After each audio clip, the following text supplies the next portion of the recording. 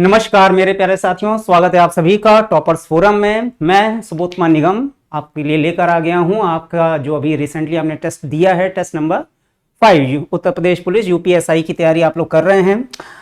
बहुत अच्छे से तैयारी कर रहे हैं, ठीक है। ऑफलाइन फीडबैक तो मिल ही जाते हैं, जाहिर सी बात है, मैं आपके सामने ही रहता हूँ और मेरी उम्मीद रहती है कि आप सभी लोग 35+ ज़रूर रीजनिंग में स्कोर करें, क्योंकि एक तरह का स्कोरिंग सब्जेक्ट है और आपकी ओवरऑल मेरिट में इसका काफ़ी योगदान रहता है। तो इस अवसर का लाभ जरूर उठाइए, रीजनिंग में अच्छे मार्क्स जरूर लाइए, ठीक है। क्वेश्चन अटेम्प्ट करें और कोशिश करें कि वो पहली बार में ही सही आंसर आ जाए। कई फीडबैक इस तरह के सामने आ रहे हैं कि आप लोग आंसर सही निकाल रहे हैं लेकिन ऑप्शन गलत चूज करे ले रहे हैं, उसके बाद फिर से उसको सही करने की कोशिश कर रहे हैं, तो ओएमआर शीट में आप गलत आंसर मार्क कर रहे हैं, ठीक है। तो ये चीज़ नहीं होनी चाहिए। एग्जाम में इस चीज़ को पूरी तरह नल एंड वॉइड माना जाता है। आपके आंसर को बिल्कुल भी मार्क नहीं किया जाएगा, भले ही आपने सही गोला किया हो, लेकिन अगर आपने 2 गोले अगर ब्लैक कर दिए हैं और फिर उसको क्रॉस कर रहे हैं कुछ इस तरह से, तो वो आंसर मान्य नहीं माना जाता है, ठीक है। तो इस तरह की चीज़ें मत करिए, एक बार में सही आंसर निकालिए और उसको सही तरीके से ब्लैक मतलब फिल कर दीजिए, है कि नहीं।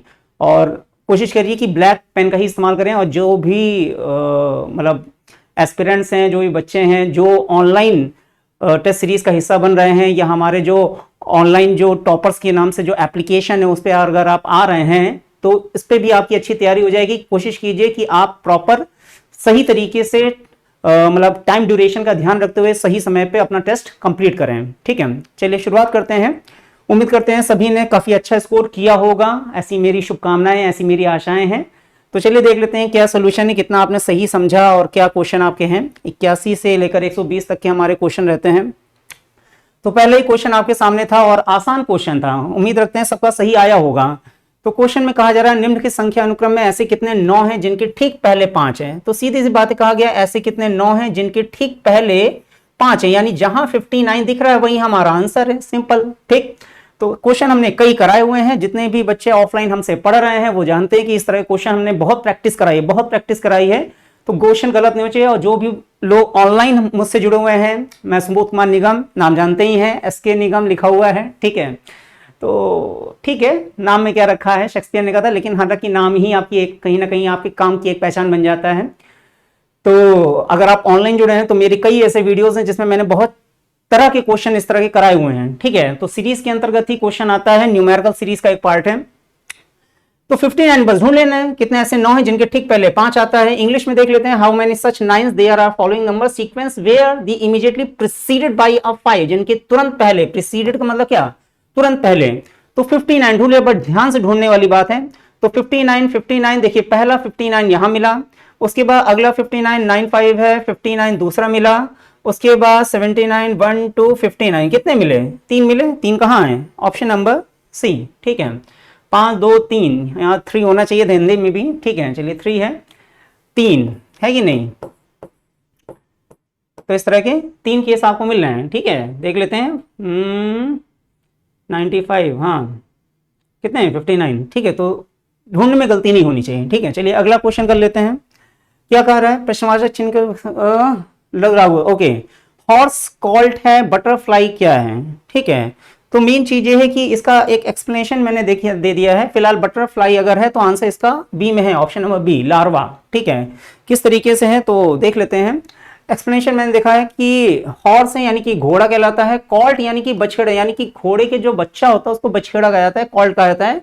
इसी तरह बटरफ्लाई जो तितली है उसके अंदर से जो है वो लार्वा निकलता है, ठीक है। वो आगे चल के एक जीव का रूप ले लेता है, ठीक है। तो वही चीज है। फॉन का मतलब क्या होता है, अ यंग डियर, यानी कि जो डियर यानी हिरण के बच्चे को फॉन कहा जाता है। और एक फॉन जो है एक तरह का कलर भी कहलाता है, येलोइश ब्राउन कलर, ठीक है। इसी तरह किटन जो है बिल्ली का बच्चा कहलाता है, पपी आपका डॉगी का बच्चा कहलाता है, ठीक है। तो ये सब चीजें टर्मिनोलॉजी है जो आपको पता होनी चाहिए। चलिए अगले क्वेश्चन पे आते हैं। उस समूह से बिलोंग नहीं करता, सीधी बात है, इसका आंसर जो है ऑप्शन नंबर बी में है, ठीक है, क्योंकि बाकी सब वॉवेल है, जे आपका एक कॉन्सोनेंट है। आसान क्वेश्चन था, ठीक। हाँ ये एक बढ़िया क्वेश्चन था, ठीक है। इस क्वेश्चन में उम्मीद करते हैं सबका आंसर सही आना चाहिए था, ठीक है। 5 के विपरीत अगर पूछा जा रहा है, ठीक है, तो फिलहाल डाइस कुछ जगह पे नहीं हुआ है, अगर मैं ऑफलाइन क्लासेस की बात करूं, ठीक है। लेकिन अगर नहीं भी आया तो भी फिर कहीं ना कहीं रीजनिंग आपको थोड़ा समझना चाहिए कि पासा सबने खेला है, लूडो सबने खेला है, ठीक है। तो अगर एक पासे की 3 स्थितियां आपके सामने दी जा रही हैं और 5 के विपरीत पूछा है, तो नॉर्मल सी बात है 5 और 1 क्या है, मतलब कि पड़ोसी हैं, ठीक है। 5 और 1 कहीं ना कहीं पड़ोसी हैं, ठीक है, एक दूसरे के नेबर हैं। तो 5 के पीछे 1 तो होगा नहीं, ठीक, कैंसिल हो गया। उसके बाद 5 के पीछे 4 भी नहीं होगा, ठीक है, ये भी कैंसिल हो गया। अब ध्यान दीजिए 5 के पीछे 1 नहीं, 5 के पीछे 2 भी नहीं होगा, ठीक है। अब देखिए 6 या 3 आ रहा है। तो अब एक चीज ये कि आप ध्यान दीजिए कि 1 और 4 यहां भी लिखा है, 1 और 4 यहां भी लिखा है। तो प्रॉपर्टी एक ये होती है डाइस की कि अगर एक पासा उसकी 2 डिफरेंट पोजीशन होती हैं और जिसमें 2 आपको सरफेस जो है कॉमन दिख जाए, यानी 2 नंबर कॉमन दिख जाए और दोनों की स्थिति क्या है, समान दिख रही है कि एक ऊपर ही है, 4 भी इधर ही दिख रहा है, तो जो रिमेनिंग सरफेस होते हैं वो हमेशा दूसरे विपरीत आते हैं, यानी 5 और 3 एक दूसरे विपरीत हैं, यानी कि ऑप्शन नंबर डी में आंसर चला जाएगा कि 5 और 3 एक दूसरे के अपोजिट हैं, ठीक है। चलिए अगले क्वेश्चन पर आ जाते हैं। कितने वर्ग हैं? आकृति कोई ऐसी नहीं कि बहुत ज्यादा कठिन हो, चलिए काउंट कर लेते हैं। तो एक चीज हमने आपको बताई थी कि कहीं ना कहीं ये जितने भी क्वेश्चन अधिकतर प्रीवियस ईयर क्वेश्चन हैं, ठीक है। तो ध्यान दीजिएगा कि आपकी तैयारी उसी तरह से होनी चाहिए जिस तरह का आने वाला एग्जाम हो सकता है। तो कुछ क्वेश्चन है जो वाकई में प्रीवियस ईयर पेपर से ही मैंने निकाले हैं और कुछ क्वेश्चन ऐसे भी हैं जो मुझे लगते हैं कि हाँ आने वाले एग्जाम के पॉइंट ऑफ व्यू से जरूरी हैं, ठीक है। तो उस हिसाब से मैंने आपकी तैयारी के हिसाब से टेस्ट पेपर सेट किया हुआ है। थोड़ी खांसी आ रही है। हाँ, तो कितने वर्ग हैं चलिए देख लेते हैं। 1 2 3 4 और ये पूरा 5 दिख रहा है। इसी तरह 1 2 3 4 और ये पूरा 5 दिख रहा है, ठीक है। और 5 5 हो गए कितने, 10 हो गए, ठीक। उसके बाद अब ध्यान दीजिए 1 2 3 4 5 और 6, ठीक है, प्लस 6 हो गए कि पहले ये अंदर का पूरा ले लिया, उसके बाद 1 2 3 4 5 और 6 हो गए। और उसके बाद अगर हम वर्ग अगली बात करें तो देखिए एक ये पूरा वर्ग भी दिखाई दे रहा है, ठीक है। तो +1 कितना हो गया, 5 10 16 1 17, 17 में आंसर है ऑप्शन नंबर बी, ठीक है। हाँ करेक्ट आंसर 17 बी, ठीक है। मेन चीज इसको हमने इसलिए लिखा हुआ है क्यों, क्योंकि मेन चीज है कि अगर मान लीजिए हम आपके सामने एक्सप्लेन कर रहे हैं और हमसे ही काउंट करने में कोई मिस हो गया, ठीक है, क्योंकि कहीं ना कहीं मुझे एक बार याद है कि कुछ ऐसा था कि कोई एक चीज थी जिसको हम मिस कर रहे थे, ठीक है। तो गलती हमसे भी हो सकती है कि नहीं। बी नेचुरल और बहुत ही हम्बल तरीके से और रिक्वेस्ट करके आपसे क्षमा भी मांग लेते हैं कि हाँ कभी कभी हमसे भी गलती हो जाती है। तो वही चीज मैंने रखी हुई है कि हाँ अगर मैं काउंट कर रहा हूं तो सही आंसर भी पता होना चाहिए ताकि आपको सही तरीके से हम एक्सप्लेन कर सकें, ठीक है। तो फिलहाल आसान था, सबका आ जाना चाहिए था, उम्मीद करते हैं। हाँ अब ब्लड रिलेशन का क्वेश्चन आ गया है। ए बी का भाई है, तो अगर कहा गया ए बी का भाई यानी कि ए एक पुरुष सदस्य है, किसका भाई है, बी का, तो बी इनकी बहन या भाई, बी का जेंडर क्लियर नहीं कह सकते। ए इज ब्रदर ऑफ बी यानी ए भाई है, ठीक है, ए ब्रदर है। सी बी की बहन है, अब ध्यान दीजिए सी बहन है, सी सिस्टर है किसकी, बी की, बी का जेंडर अभी तक क्लियर नहीं है। डी सी के पिता हैं, अब देखो सी के पिता, तो माता पिता को हमने कहा है हम नीचे बनाते हैं, ठीक है, क्योंकि कहीं ना कहीं परिवार की जो जड़ है वो माता पिता ही होते हैं, ठीक है, या हमारे जो ग्रैंड पेरेंट्स होते हैं दादा दादी या नाना नानी, ठीक है। तो इसी तरह पेड़ की जड़ धीरे से ही पेड़ ऊपर बड़ा होता है, इसी कारण हम जो माता पिता हैं उनको हमेशा नीचे रखते हैं और संतानें ऊपर रखते हैं। ये आइडियोलॉजी है, एक कॉमन आइडियोलॉजी जिसको हम फॉलो करते हैं, ठीक है। कई लोग करते हैं कि हम माता पिता को ऊपर भी रखते हैं, तो आंसर पे फर्क नहीं पड़ता है, ठीक है, आंसर पे फर्क नहीं पड़ता है। एग्जाम में कोई आपका डायग्राम भी नहीं देखेगा फिलहाल, ठीक है, लेकिन हम आपको नीचे से बताते हैं क्यों, वजह हमने बता रखी है, ठीक है। तो सी डी सी के पिता हैं, तो सी के पिता कौन, डी आ जाएंगे, यानी कि डी पुरुष हैं, पिता है। अब नॉर्मल सी बात है कि बी का जेंडर भले ही नहीं पता है, लेकिन ए बी सी अगर आपस में भाई बहन है और सी अगर डी की संतान है, जय बात है, और सी के पिता डी हैं, तो बी के भी पिता डी, ए के भी पिता डी, ठीक है, ये बात नॉर्मल समझ में आनी चाहिए। बी का डी से क्या रिश्ता है, तो नॉर्मल सी बात है बी का डी से क्या रिश्ता है, तो बी डी की संतान है, लेकिन जेंडर क्लियर नहीं है, तो आंसर क्या है, या तो सन या तो डॉटर, ऑप्शन नंबर बी में आंसर चला जाएगा। आसान क्वेश्चन था, ठीक। अब यहां पे कोडेड ब्लड रिलेशन का क्वेश्चन आ गया है, ठीक है। रिलेशनशिप आपको बता रखी प्लस के फॉर्म में कि ए बी के भाई हैं, ए बी की बहन है, इस तरह से चीजें आपको सामने दे रखी हैं, ठीक है। क्या आंसर हो सकता है? तो हम चाहेंगे कि आप जरा सोचिए जरा क्या आंसर हो सकता है। थोड़ा सा पानी पी ले जरा, ठीक है, कोशिश कीजिए जरा सभी लोग।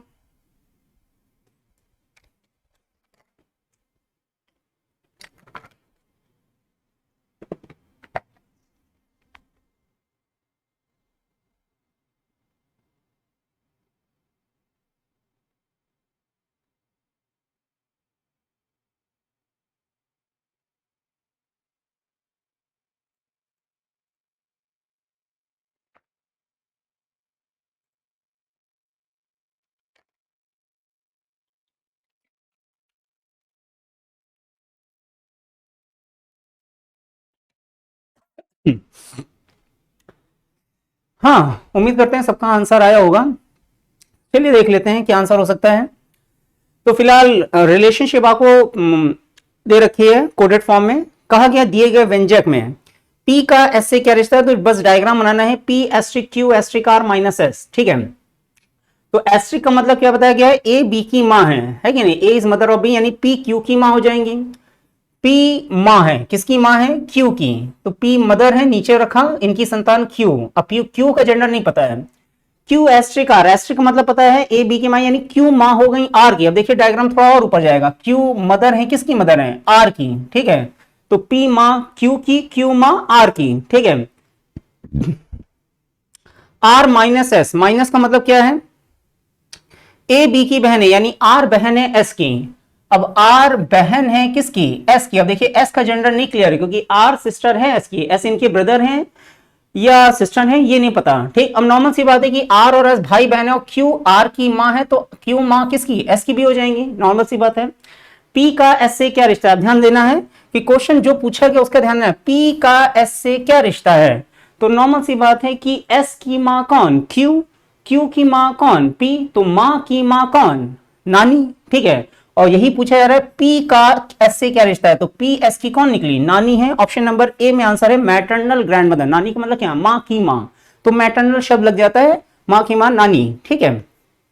अगर क्वेश्चन पूछा था एस का पी से क्या रिश्ता है, तो एस जो है वो पी के क्या है, कि या तो मतलब कि जाहिर सी बात है कि अगर दादा नाती या नातिन कहलाती हैं, ठीक है, तो यानी कि आपका ग्रैंड चाइल्ड के फॉर्म में आंसर आ जाता है, ठीक है, कि जेंडर क्लियर नहीं है, तो उस हिसाब से आपका ग्रैंड सन या ग्रैंड डॉटर के नाम से आंसर आ सकता था, ठीक है। क्योंकि यहां पी का पूछा गया है तो नानी की में आंसर आ गया, ठीक है, मैटरनल ग्रैंड मदर। अगला क्वेश्चन ओके, फिर से ऐसा ही आ गया है। क्या कहा गया है, पी डॉलर क्यू आर, देख लेते हैं। तो डायग्राम बनाना है, डॉलर का मतलब क्या है, अब मेन चीज है कि शायद ऑफलाइन में ये डॉलर थोड़ा सा मतलब क्लियर नहीं आता, एस नजर आ रहा था, फिलहाल डॉलर ही है। तो डॉलर मतलब बताया गया ए बी का बेटा, यानी पी बेटा है किसका, क्यू का। अब ध्यान देना है कि पी बेटा है, यानी कि पी सन है, किसका सन है, क्यू का, ठीक है। अब क्यू इनकी मां है या पिता ये पता नहीं है। P dollar Q A B का बेटा है, A is son of B, यानी कि first variable is the son of the second variable, ठीक है। ए बी का बेटा यानी पी क्यू का बेटा है। क्यू हैश आर, हैश का मतलब है ए बी की पत्नी है, यानी क्यू पत्नी है किसकी, आर की। A is wife of B, यानी Q is wife of R, ठीक। अब क्यू वाइफ है, किसकी वाइफ है, आर की। और हस्बैंड वाइफ में किसी एक का जेंडर क्लियर हो जाता है, दूसरे का ऑटोमेटिकली क्लियर हो जाता है, क्यू वाइफ है आर की। अब नॉर्मल सी बात है कि पी जो है क्यू की संतान, तो पी आर की भी संतान, ये चीजें साथ साथ डायग्राम में मेंशन कर लिया करिए, ठीक है। फिर क्या कहा गया है, आर डॉलर एस, डॉलर का मतलब क्या बताया, ए बी का बेटा है, यानी कि आर बेटा है किसका, एस का, ठीक है। A is son of B, यानी R is son of S. R is son of S, यानी कि आर बेटे हैं किसके, एस के। अब एस इनकी माता या पिता क्लियर नहीं, ठीक। क्वेश्चन क्या पूछा गया है, पी का एस से क्या रिश्ता है। अब ध्यान दीजिए, पी का यानी कि पी का जेंडर क्लियर है, आंसर कंफर्म आएगा, एस का जेंडर नहीं क्लियर है, तो जिसका पूछा जा रहा है उसका जेंडर क्लियर होना जरूरी है। तो पी का एस से क्या रिश्ता है, तो सीधी सी बात है कि पी के पिता कौन, आर, और आर की माता या आर के पिता, ठीक है, कौन है, ऐसे ही है, एस का जेंडर भले निकला है। तो पिता के पिता यानी कि दादाजी, और अगर ये दादा थी तो यानी क्या है, क्या पोता। और पिताजी की मां यानी कौन, दादी, और अगर ये दादी तो भी कौन, ये पोता, ठीक है। पोता मतलब क्या, ग्रैंड सन में आंसर है। ग्रैंड सन कहां है, ऑप्शन नंबर सी में है, ठीक, ग्रैंड सन। तो समझ में आ गया हो किस तरीके से हमें आंसर देना है, ठीक है। अगर एस का पी से पूछा जाता है तो आंसर क्या होता है कि ईदर ग्रैंडसन या मतलब ग्रैंड फादर या ग्रैंड मदर, ठीक है, ग्रैंड फादर या ग्रैंड मदर, कौन, एस। लेकिन पी का एस से क्या रिश्ता है, तो जय बात है ये ग्रैंडसन है क्योंकि पी का जेंडर क्लियर है, ठीक। चलिए अगला क्वेश्चन। अब होता क्या है कि कई बार होता है क्या है कि जब ऑप्शन भी अगर आपको थोड़ा सा कंफ्यूजिंग वाले दे दिए हैं तब दिक्कत आती है कि लोग जल्दबाजी में, जैसे मान लीजिए अगर हम एक ऑप्शन देते हैं ग्रैंड फादर या ग्रैंड मदर, तो हो सकता है कई लोग जल्दबाजी में उसको टिक कराते हैं, ठीक है, कि पी का एस से क्या रिश्ता है, लोग समझ लेते हैं एस का पी से क्या रिश्ता है और उसके अकॉर्डिंग आंसर दे देते हैं। तो इस चीज का एग्जाम में ध्यान रखिएगा। अगला, एक लड़की और संकेत करते हैं एक पुरुष ने कहा, ध्यान दीजिए कोई गर्ल है, ठीक है, होंगी कोई गर्ल, उनकी संकेत करते हुए पुरुष ने कहा, यानी कि एक मैन है, उन्होंने कहा, क्या कह रहे हैं, वह यानी वह कौन, वह लड़की, वह गर्ल मेरी माँ के इकलौते बेटे की बेटी है, ठीक है, शी इज दी डॉटर, वो डॉटर है, पुत्री है किसकी, of only son of my mother, मेरी माँ के इकलौते बेटे की बेटी। तो यानी कि वो आदमी अगर कह रहा है उस लड़की के बारे में, तो यानी डायग्राम बनेगा, तो यानी मैन कह रहा है वह लड़की मेरी माँ, यानी कि मैन की माँ होंगी कोई, मेरी माँ के इकलौते, तो मेरी माँ का इकलौता बेटा कौन, खुद वही आदमी जो वो बोल रहा है कि नहीं। तो वह लड़की मेरी माँ के इकलौते बेटे की ही बेटी है, तो इकलौते बेटे की ही बेटी है, यानी कि इन्हीं की बेटी है कौन, वह लड़की जिसके बारे में वो आदमी बोल रहा है। क्वेश्चन क्या पूछा है, यानी कि वो लड़की इन्हीं की संतान बन के आ गई, ठीक। क्वेश्चन क्या कह रहा है, उस लड़की का पुरुष से क्या है, तो वो लड़की उस पुरुष की कौन निकली, नॉर्मल सी बात है, उसकी बेटी है, बेटी का मतलब क्या, daughter. Option number B answer, समझ में आ गया होगा, ठीक है।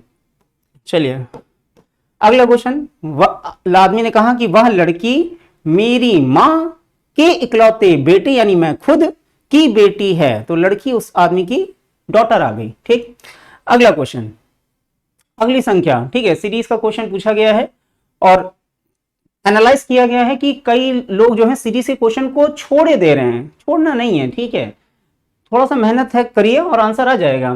देखिए क्या है, 2 से 4 है, 4 से 16 है, ठीक है, तो यानी कि 2 से 4 हो, यानी कि हम कह सकते हैं कि इंटू 2 कर दें, 4 से 16 है यानी कि इंटू 4 कर दें, है कि नहीं, 4 चौक 16 ही होता है, मतलब 2 गुणे 2 4, 4 चौक 16 और 16 गुणे 6 हो रहा है, देखिए 16 का टेबल पढ़ेंगे, 16 दूनी 32, 16 तीन 48, 16 चौको 64, 16 पंचे 80, 16 छिंग 96, 96, और 96 से अगर 76 हो रहा है तो इसको अगर इंटू 8 कर दें, ठीक है, कि 8 छिंग 48 की 8 हासिल लगा 4 और 8 9 72 4 76, तो ध्यान दीजिए सीरीज बन रही है, 2 गुणे 2 4, 4 चौक 16, 16 गुणे 6 96, 96 गुणे 8 700, तो 2 4 6 8 के बाद क्या गुणे 10, और गुणे 10 का मतलब क्या 7680, 7680 ऑप्शन नंबर डी में आंसर है। क्या कठिन था इसमें, ठीक है, तो क्वेश्चन उम्मीद करते हैं सबका सही आया होगा। अब देखिए यहाँ पे है डक डकलिंग हॉर्स का आंसर कॉल्ट में चला जाएगा, ठीक है, कि डक के बच्चे को डकलिंग कहते हैं, हॉर्स के बच्चे को कॉल्ट कहा जाता है, ठीक है। हाँ, डक डकलिंग बत्तख, बत्तख का बच्चा, घोड़ा बछेड़ा, ठीक है, किटन बिल्ली का बच्चा होता है, लैम मेमना कहलाता है, ठीक है, पपी पिल्ला, ठीक है। मेमना मतलब क्या, बकरी के बच्चे शायद मेमना कहते हैं, हाँ। अब डायरेक्शन डिस्टेंस क्वेश्चन है, ए और बी दो व्यक्ति ए बिंदु पर खड़े हैं। अब देखिए ए और बी दोनों एक ही बिंदु पर खड़े हैं, तो डायरेक्शन डिस्टेंस में हमने बता रखा है कि इधर आपका ईस्ट है, इधर आपका वेस्ट है, ऊपर नॉर्थ है, नीचे साउथ है, और जो कुछ भी है सब यहीं पर है, ठीक, वही पॉइंट हमने बना लिया। ए पूर्व की ओर 6 किलोमीटर चलता है, यानी ए ईस्ट में, ईस्ट इधर ही है, पूर्व की ओर 6 किलोमीटर चलता है, चला। दाईं ओर मुड़ता है 2 किलोमीटर, यानी कि दाईं ओर मुड़ा तो दाएं कहाँ नीचे आ जाएगा, दाईं ओर मुड़ा कितना चला 2 चला, और बाएं मुड़ता है। अब ध्यान दीजिए अगर वो साउथ में जा रहा है तो बायां कहाँ, अगर हम ऐसे जा रहे हैं तो मेरा बायां इधर आ जाएगा, ठीक है, बायां मुड़ता है 4 किलोमीटर चलता है, यानी कि हमने मान लिया इतना 4 हो गया। अब यहाँ पे आके ए रुका जा रहा है, ठीक है, यहाँ पे ए आ गया। फिर क्या कह रहा है, बी पश्चिम की ओर 3 किलोमीटर चलता है, तो यानी कि ए इधर चला था, बी भी यहीं पे था इसी पॉइंट पे, बी पश्चिम की ओर चला, कितना चला 3, तो मान लिया इतना 3 हो गया, ठीक है। फिर क्या कह रहा है, दाएं मुड़ता है 7 चलता है, अगर ऐसे जा रहा है तो दायां कहां जाएगा ऊपर, कई लोगों से लेफ्ट राइट में गलतियां हो जाती हैं तो वो गलती होनी चाहिए, 7 चला।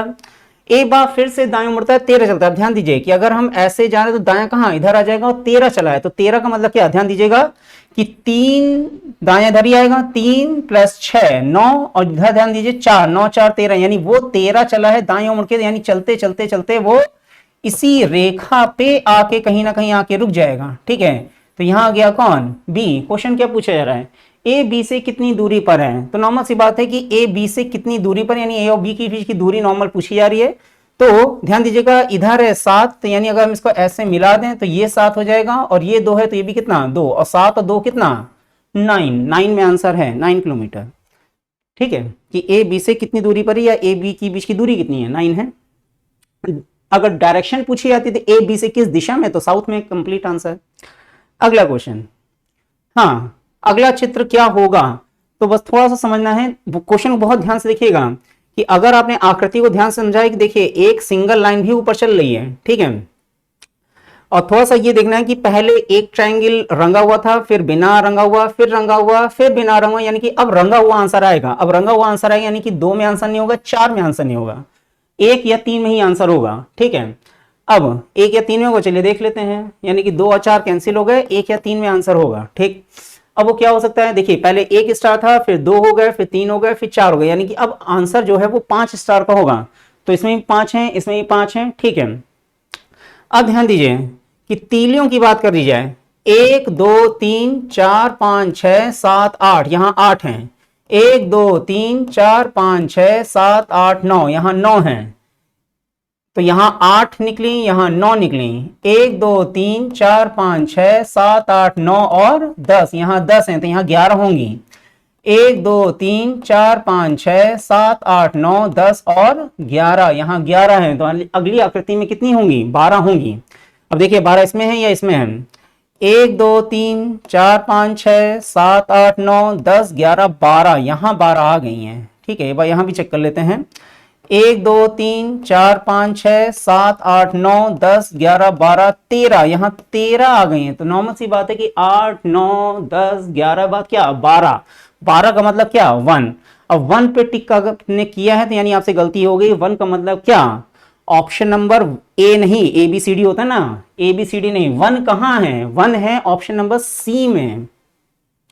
1 कहां है, ऑप्शन नंबर सी में है, तो आपका ऑप्शन नंबर सी में आंसर होना चाहिए। अगर आपसे इस तरह की गलती अभी भी हो रही है, क्योंकि मैं बार बार बता रहा हूं, टेस्ट नंबर 1 हुआ, 2 हुआ, 3 हुआ, 4 हुआ, ये 5 चल रहा है, तो बार बार मैं आपसे कह रहा हूं कि ऑप्शन किस तरीके से आपके सामने दिए जा रहे हैं, क्वेश्चन का प्रेजेंटेशन कैसा है, ये ध्यान दीजिएगा कि 1 2 3 4 आपको सीधे यहां टिक नहीं करना है। 1 2 3 4 किस तरीके से ऑप्शन में दे रखा है कि पहली आकृति में आंसर, और पहली आकृति किस ऑप्शन में है, सी में है, तो ऑप्शन नंबर सी सही माना जाएगा। ठीक है,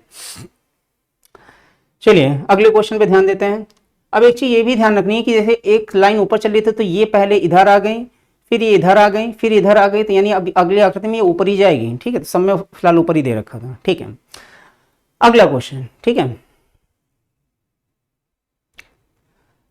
नेक्स्ट, संबंधित नहीं है, आसान क्वेश्चन था।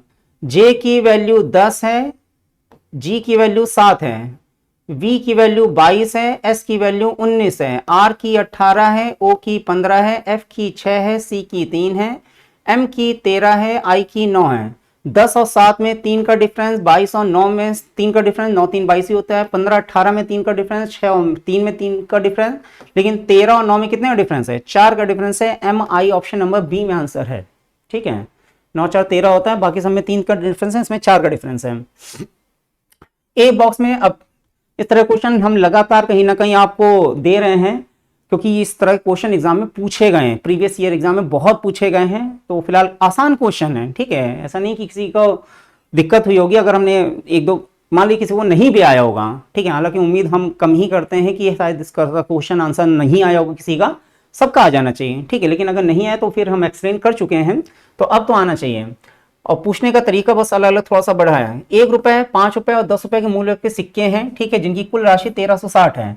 तो अब आप समझना है कि यहाँ पे हर चीज रुपए में दे रखी है। पिछले टेस्ट में कहीं ना कहीं जो रुपए था वो पैसों की फॉर्म में दे, तो हमको पैसों को रुपए में कन्वर्ट करना पड़ा था, उसमें एक काम एक्स्ट्रा करना पड़ा था। यहाँ पे ये काम दे रखा है और सिक्कों की कुल संख्या पूछी जा रही है।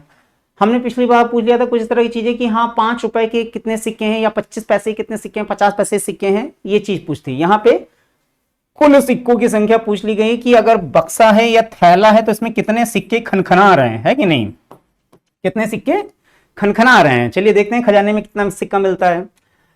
तो 1 रुपए, अब मेन चीज है कि मूल सिक्के की संख्या क्या है, बराबर है, तो यानी कि 1 रुपए के सिक्के कितने होंगे, मान लीजिए एक्स, ठीक है।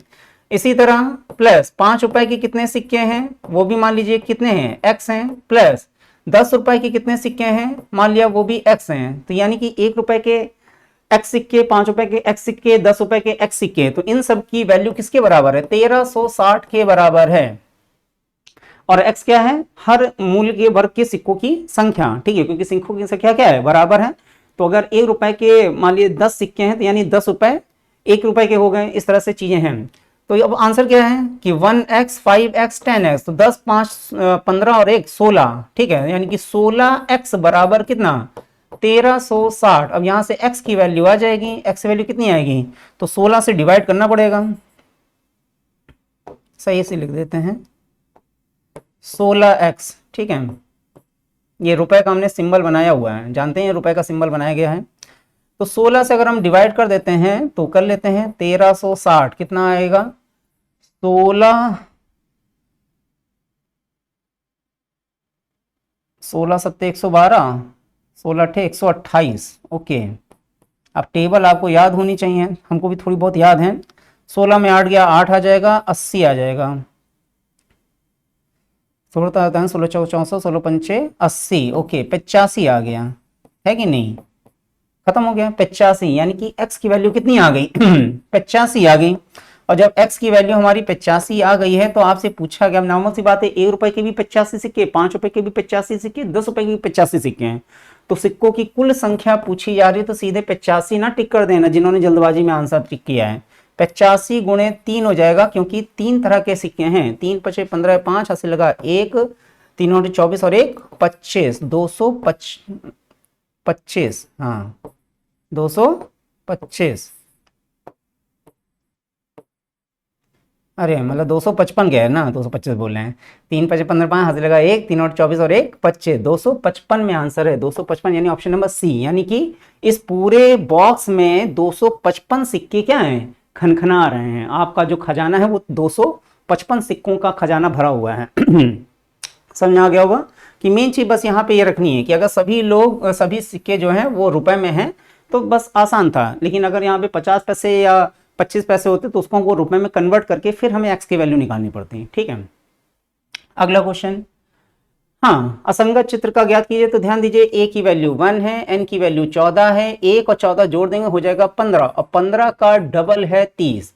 b की वैल्यू 2, o की वैल्यू 15, 2 + 15 कितना 17, 17 गुणे 2 34, c की वैल्यू 3, p की वैल्यू 16, 16 3 कितना 19, 19 गुणे 2 38, यानी कि ये सब बराबर हैं।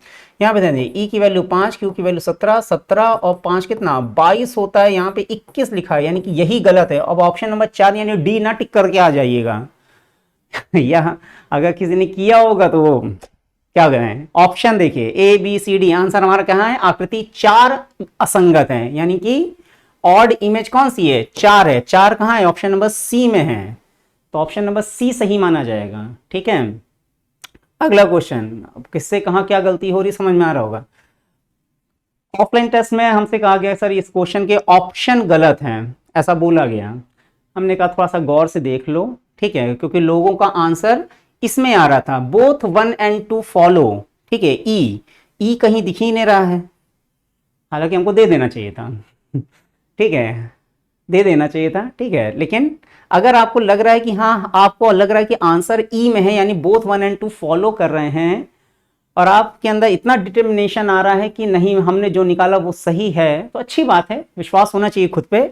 लेकिन अगर ऑप्शन नहीं मिल रहा है एग्जाम में तो इसका आप समझिएगा कि कहीं ना कहीं आपसे कुछ गलती हो रही है, कि अगर ई ऑप्शन नहीं है तो पॉसिबल है 99.99% की आंसर ई में ना हो। चलिए देख लेते हैं। इनइक्वालिटी क्वेश्चन है, इक्वेशन आप सामने दे रखी है और पूरा एक कंप्लीट स्टेटमेंट सामने है कि नहीं। सी आई से बड़ा है, ध्यान दीजिए सी यहाँ है आई यहाँ है, 100% का सिंबल 50% सिंबल और डायरेक्शन क्या दिख रही है, सेम है। तो अगर सिंबल सेम है तो यानी कि ये डेफिनेट सिंबल, ये इंडेफिनेट, तो डेफिनेट सिंबल आ गया तो सी आई से बड़ा है, पहला बिल्कुल सही माना जाएगा। दूसरा कहा गया है ओ ई से छोटा या बराबर, ध्यान दीजिए छोटा या बराबर है, 50% सिंबल है, तो ओ यहाँ है ई यहाँ है और ओ और ई के बीच में ध्यान दीजिए हमें डेफिनेट सिंबल मिल गया है। तो जब डेफिनेट सिंबल मिल गया तो डेफिनेट सिंबल के बाद क्या इनडेफिनेट सिंबल में कभी भी आंसर आ सकता है, चाहे डायरेक्शन सेम हो और चाहे ना सेम हो। अगर 100% का सिंबल आ चुका है ग्रेटर देन या लेस देन का, तो 50% में कभी आंसर नहीं माना जाएगा, दूसरा सही नहीं है, दूसरा फॉलो नहीं कर रहा है।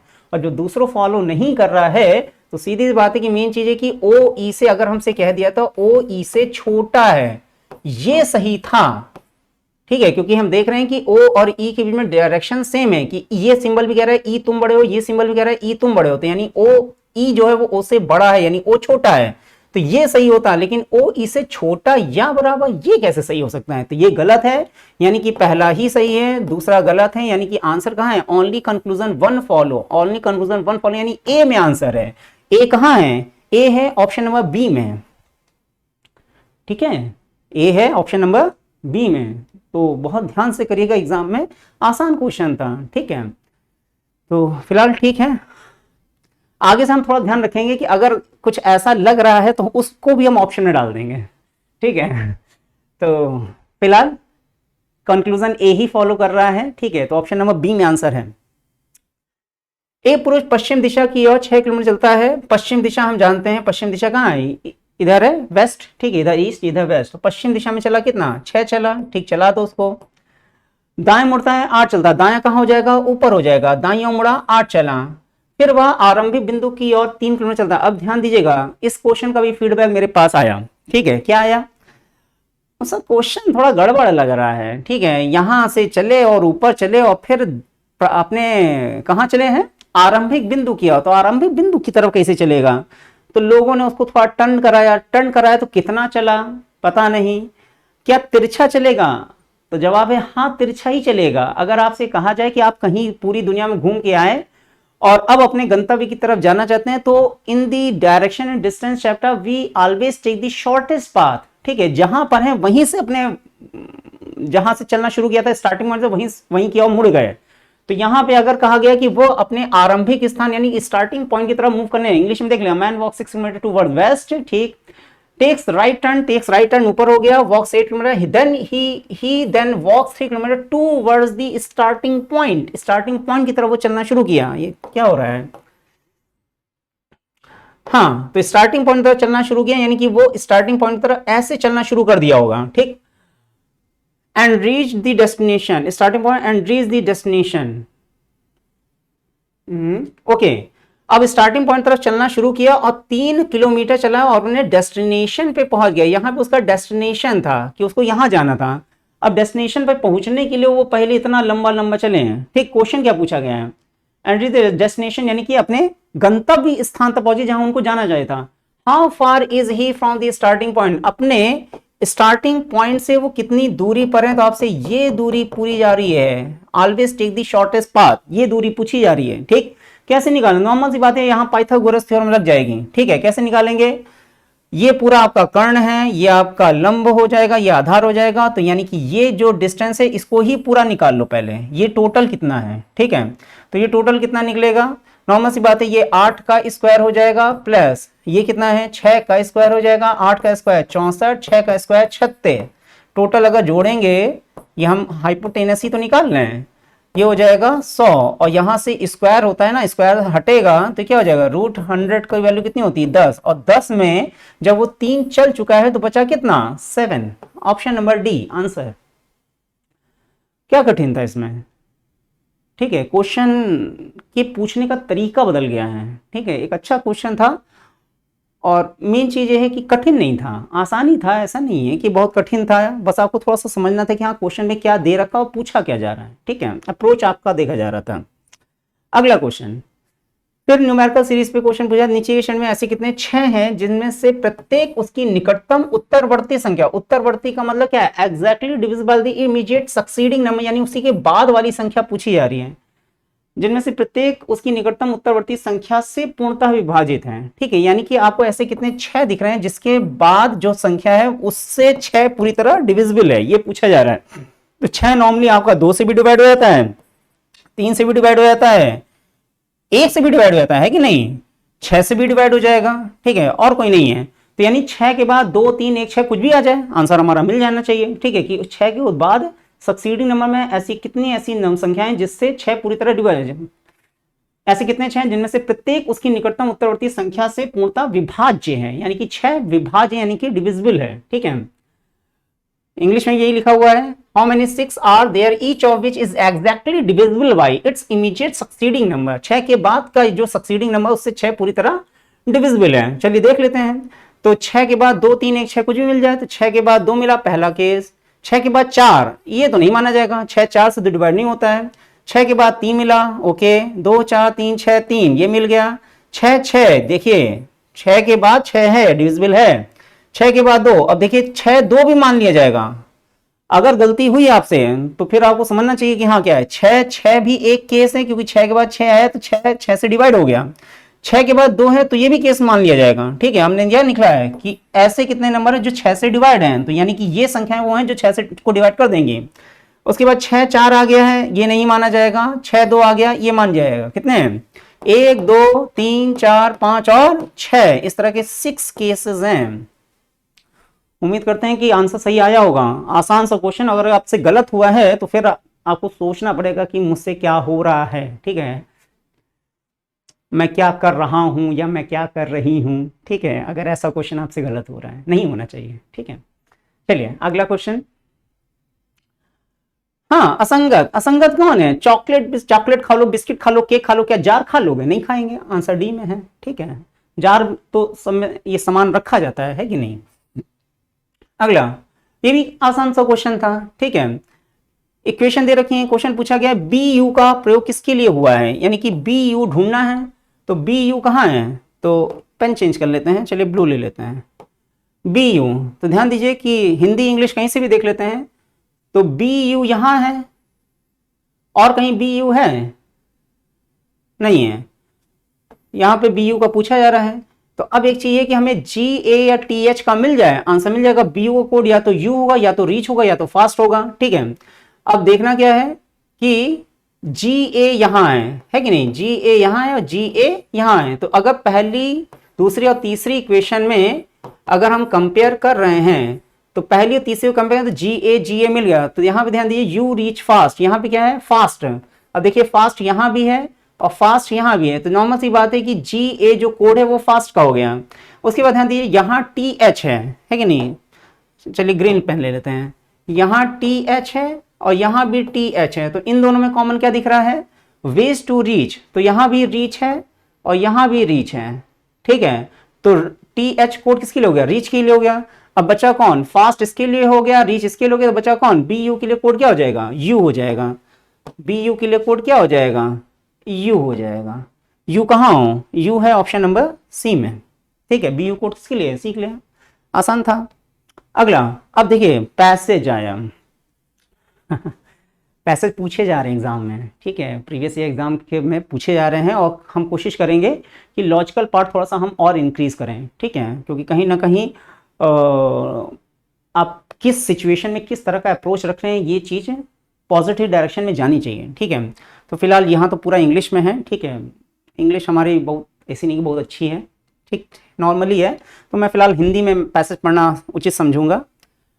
हाँ, क्या कह रहा है, सबसे पहले क्वेश्चन पढ़ लेते हैं। ठीक है, पिछली बार भी एक तरह का पैसेज हमने दिया था, तो हमने ये कहा था कि पहले क्वेश्चन पढ़ ली, उस क्वेश्चन के अकॉर्डिंग फिर आंसर ढूंढने की कोशिश करते हैं कि कहा गया है कौन सा सत्य है, कौन सा संभवतः सत्य है। इसका एक्सप्लेनेशन हम कर चुके हैं कि सत्य का मतलब ऐसी बात जो पैसेज में साफ साफ लिखी हुई है। संभवतः सत्य का मतलब क्या है कि हमने पैसेज पढ़ा और मुझे लग रहा है कि हाँ यार बात थोड़ी तो सही कही जा रही है, यानी उसका जो हम निष्कर्ष निकाल रहे हैं कि हाँ यार अगर ऐसा बोला जा रहा है तो इसका मतलब ये कहीं ना कहीं कुछ सत्य बात निकल के आ रही है। ठीक है, कथन निर्धारित नहीं किया जा सकता, यानी ऐसी बात बोली गई जो पैसेज में कहीं लिखी ही नहीं है, मतलब उसके बारे में चर्चा ही नहीं की गई है। ठीक है, पूरे पैसेज में बढ़िया देश के बारे में तारीफ हो रही है, और दूसरे में कहा जा रहा है कि वो देश जो है वो लड़ाई झगड़े में पड़ा हुआ है। ऐसा कुछ बोले ही नहीं जा रहा है, ठीक है। तो ऐसी चीज है, मतलब निर्धारित नहीं कर सकते, यानी ऐसी बात जो पैसेज में लिखी नहीं है, ठीक है। कथन निश्चित रूप से असत्य, यानी ऐसी बात जो पैसेज में लिखी है उसका बिल्कुल अपोजिट हम बोल रहे हैं, बिल्कुल अपोजिट, ठीक है। लग्जमबर्ग के बारे में बोला जा रहा है बहुत खुशहाल देश है, हम कह रहे हैं नहीं, बहुत वहां के लोग बहुत दुखी हैं, तो क्या है, इंटायरली अपोजिट बात, ठीक है। तो ये सब चीजें समझनी है। चलिए पैसेज को पढ़ना शुरू करते हैं।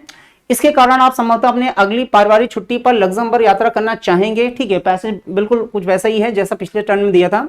यूरोपीय संघ का यह छोटा सा देश यातायात की भीड़ और वायु प्रदूषण को कम करने के प्रयासों के तहत अपनी ट्रेनों, ट्रामों और बसों की यात्रा को निःशुल्क करने का प्रयास कर रहा है। ध्यान दीजिएगा कि जहां पे प्रदूषण बहुत ज्यादा है, ठीक है, यातायात बहुत ज्यादा है, ट्रैफिक बहुत ज्यादा है, एयर पोल्यूशन बढ़ता जा रहा है, तो वो अपने जितने भी पब्लिक व्हीकल्स हैं, उन ट्रांसपोर्ट सिस्टम है, उन सबको फ्री करना चाह रहा है, ठीक है।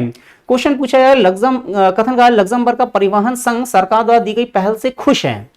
अब नॉर्मल सी बात है कि वहां का जो ट्रांसपोर्ट डिपार्टमेंट है वो खुश है, ऐसा बोला जा रहा है। तो ये बात सत्य है, संभवतः सत्य है, निर्धारित नहीं कर सकते, या असत्य है, देख लेते हैं।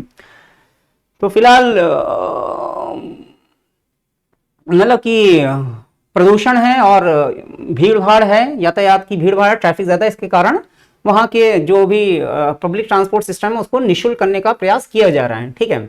उदारवादी प्रधानमंत्री जेवियर बेटेल की पुनः चुनी हुई गठबंधन सरकार ने कहा 2020 की शुरुआत से लग्जमबर्ग के राज्य क्षेत्र के ग्रैंड डची में निःशुल्क सार्वजनिक परिवहन की शुरुआत की जाएगी। अब देखिए सार्वजनिक परिवहन की शुरुआत की जाएगी, यहाँ पे कहा गया सरकार पहल से खुश है लग्जमबर्ग का परिवहन संघ, ये बात हमें दिखनी चाहिए, परिवहन संघ, ठीक है। लग्जमबर्ग के मुख्य परिवहन संघ के अध्यक्ष ने चिंता व्यक्त की है, ओके। अब ध्यान दीजिए वहां पे कहा गया है खुश है, यहां पे कहा गया चिंता व्यक्त की है, ठीक है। और खुश और चिंता क्या है, इंटायरली अपोजिट हैं। मैं बहुत खुश हूं, मैं बहुत चिंतित हूं, दोनों अपोजिट बातें हैं, ठीक है। चिंता व्यक्त यह है कि यदि टिकट बेचने के लिए किसी की आवश्यकता नहीं होगी। अब ध्यान दीजिए जब सब कुछ फ्री कर दिया गया तो टिकट कौन बेचेगा, कोई बेचेगा, ठीक है, कि हाँ आइए भैया टिकट ले लीजिए हमसे, तो उस तरह के कर्मचारियों की जरूरत नहीं पड़ेगी, ठीक है। तो उन्होंने चिंता व्यक्त की है, किसने, मुख्य परिवहन संघ, उसी की बात हो रही है। तो सरकार इस योजना के कारण नौकरियों को नुकसान पहुंचाएगा, उनको चिंता पड़ी जा रही है कि लोगों की नौकरियां चली जाएंगी। मैंने ने बताया कि जब तक इसे स्पष्ट नहीं किया जाता हम इसे स्वीकार नहीं कर सकते, ओके। यानी उन्होंने स्पष्टीकरण मांगा है सरकार से कि अगर आप ऐसा कुछ सोच रहे हैं तो इस जो हमारा कंसर्न है, जो हमारी चिंता है, उसका निवारण करिए।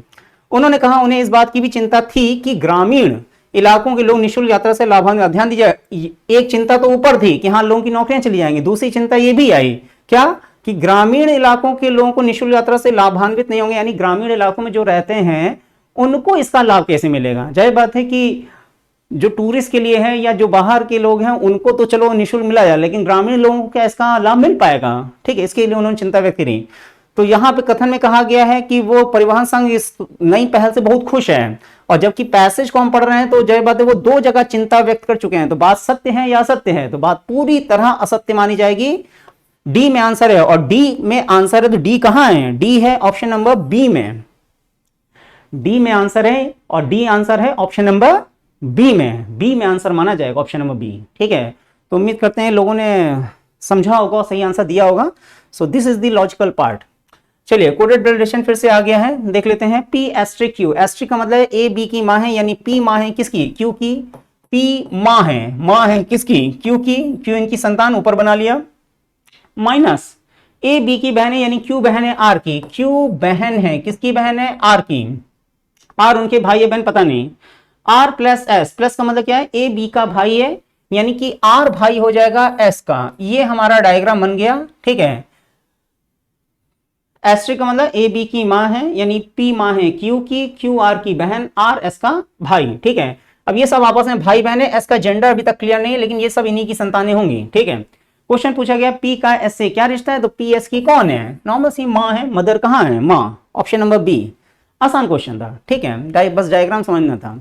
पूछा जाता है एस पी के कौन है, तो एस पी के या तो सन होते या तो डॉटर होते, क्योंकि जेंडर क्लियर नहीं था, ठीक। नेक्स्ट क्वेश्चन, हाँ एक अच्छा सा शब्द दे रखा है, ठीक है, कैलिडोस्कोप, पता नहीं क्या होता है, हमें नहीं पता, इसको सर्च किया जा सकता है। फिलहाल हमारे पास इतना समय नहीं था कि मैं इसको सर्च कर पाता, हालांकि कोई ना कोई शब्द होगा, ठीक है। तो आप लोग थोड़ा सा होमवर्क करिएगा, इसका मतलब क्या होता है जरा बताइएगा, ठीक है। अंग्रेजी वर्ण अनुक्रम में सभी स्वरों को उनके ठीक अगले व्यंजन से प्रतिस्थापित किया जाए। ओके, अब ध्यान दीजिएगा, if all the vowels replace by the immediate next consonant from the English alphabet series, ठीक है, ध्यान दीजिएगा, अंग्रेजी वर्णमाला के अनुसार की बात की जा रही है, अंग्रेजी वर्ण अनुक्रम से, ठीक है। इस तरह क्वेश्चन बहुत सारे कराए हमने। प्रस्ताव किया जाए, फिर शब्दों के अक्षरों को वर्णमाला क्रम में व्यवस्थित कर दिया जाए, ठीक है। वर्णमाला क्रम में अगर हमने व्यवस्थित कर दिया है यानी कि A to Z के फॉर्म में, ठीक है, तो कौन सा अक्षर दाएं से दूसरे अक्षर के बाईं और नवीं स्थान पर होगा। तो क्वेश्चन में ध्यान दीजिएगा कि दायां शब्द भी आया है और बायां शब्द भी आया है, तो कौन सा अक्षर दाएं से यानी कि राइट से दूसरे अक्षर के बाएं, लेफ्ट 9, तो 9 और 2 क्या हो जाएगा 11, यानी कि राइट से 11वां अक्षर आपका आंसर है, ठीक है। अब कर लेते हैं, अब मेन चीज ये है कि उनके ठीक अगले व्यंजन से हमने प्रतिस्थापित कर दिया अंग्रेजी वर्णमाला। तो क्वेश्चन में अकॉर्डिंग एक बार शब्द लिख लेते हैं, के है, ए है, एल है, ई है, आई, फिर डी, फिर ओ, स्कोप, SCOPE, ये है आपका शब्द। और कहा गया जितने भी स्वर हैं उनको हम अंग्रेजी वर्णमाला से अगले व्यंजन से प्रतिस्थापित कर देते हैं। ध्यान दीजिएगा, इमीडिएटली नेक्स्ट कॉन्सोनेंट, अगर वॉवेल के बाद अगला वॉवेल तो फिलहाल कोई आता भी नहीं है, अगले कॉन्सोनेंट से रिप्लेस कर देना है। तो यानी कि ए एक वॉवेल है, ई एक वॉवेल है, आई एक वॉवेल है, ओ एक वॉवेल है, और ओ एक वॉवेल है, ई एक वॉवेल है, तो उनको हमने अंग्रेजी वर्ण में अगले नेक्स्ट कॉन्सोनेंट से रिप्लेस कर देना है। तो अगर रिप्लेस करेंगे तो नॉर्मल सी बात है कि यहाँ के आ जाएगा, ए के बाद बी आ जाएगा, ठीक है, एल अपनी ही जगह रहेगा, ई के बाद क्या आता है, ई के बाद एफ आ जाएगा, आई के बाद जे आता है, ये डी ही रहेगा, ओ के बाद पी, एस सी ऐसे ही रहेगा, ओ के बाद पी, ये पी ऐसे रहा, ई के बाद क्या आता है एफ। ये हमारी नई व्यवस्था बनी। लेकिन अब क्वेश्चन में आगे कंडीशन भी है कि जितने भी स्वर हैं उनको हमने अगले व्यंजन यानी कॉन्सोनेंट से रिप्लेस कर दिया है। फिर इसे फिर शब्द के अक्षरों को वर्णमाला क्रम में व्यवस्थित करना है, शब्द को वर्णमाला क्रम में। अब यहाँ पे कहीं भी लेफ्ट टू राइट या राइट टू लेफ्ट नहीं लिखा है, तो हमने बता रखा है कि बाय डिफॉल्ट अगर आपसे कहा जा रहा है कि वर्णमाला क्रम में व्यवस्थित कीजिए तो लेफ्ट टू राइट ही करते हैं, ठीक है। तो यानी कि अगर लेफ्ट टू राइट कहें, सबसे छोटा अक्षर, फिर उससे बड़ा अक्षर, फिर उससे बड़ा अक्षर, फिर उससे बड़ा अक्षर, सबसे बड़ा अक्षर कहाँ आ जाएगा, यहाँ पे आ जाएगा सबसे बड़ा अक्षर। और जब सबसे बड़ा अक्षर यहाँ आएगा तो आपसे कहा जा रहा है दाईं ओर से दूसरे अक्षर के बाएं नवा, दाईं ओर से दूसरे अक्षर के बाएं नवा। तो राइट और लेफ्ट की बात हो रही है, तो राइट और लेफ्ट आपस में क्या हो जाते हैं, ऐड हो जाते हैं, बता रखा है, ठीक है, कि दाईं ओर से दूसरा अगर अक्षर आएगा तो उसका बायां कहां, लेफ्ट, यानी कि और आगे आ जाएंगे, ठीक है। तो दाईं से 11वां अक्षर आपका आंसर है। तो पूरे अक्षर वर्णमाला क्रम में व्यवस्थित करने की जरूरत नहीं है। आप ध्यान दीजिए कि पूरे वर्ड में अक्षर कितने दिख रहे हैं, 1 2 3 4 5 6 7 8 9 10 11 और 12 हैं। तो अगर हमें यहां से 11वां अक्षर चाहिए तो 11वां अक्षर भी कहां आएगा, सबसे आखिरी वाला 12 और यहां वाला 11, यही वाला आपका आंसर है। और जब यही वाला आपका आंसर है तो वो आंसर क्या होगा कि मेन चीज है कि अगर हम वर्णमाला के अनुसार व्यवस्थित करें तो सबसे छोटा यहां आएगा, उससे बड़ा यहां आएगा। तो सबसे छोटा कौन है, सबसे छोटा है बी, और उससे बड़ा कौन है सी, ठीक। और उसके बाद जो भी अरेंज करते रहे, यानी कि सी में आंसर है। सी का मतलब क्या, ऑप्शन नंबर बी में आपका आंसर चला जाएगा कि दाईं ओर से दूसरे अक्षर के बाएं नवा आपका सी अक्षर मिल जाएगा। ये था क्वेश्चन, ठीक। तो कठिन नहीं था, आसान था, बस थोड़ा सा ध्यान देना था कि हाँ इन चीजों में करने में गलती ना हो, ठीक है। अगला क्वेश्चन, हाँ, क्वेश्चन की लैंग्वेज लोग नहीं समझ पाए, लैंग्वेज नहीं समझ पाए, ठीक है। तो वही कहते हैं ना कि जल्दबाजी में गलतियां हो जाती हैं, ठीक है। तो वो ही समझना था कि इस क्वेश्चन में है क्या। नॉर्मली हम जब क्वेश्चन कराते हैं, थोड़ा सा ध्यान दीजिएगा, हम नॉर्मली ऐसे बोल देते हैं, या नॉर्मली हम क्या बोलते हैं, जाहिर बात है क्वेश्चन है जैसा होता है वैसा होता है।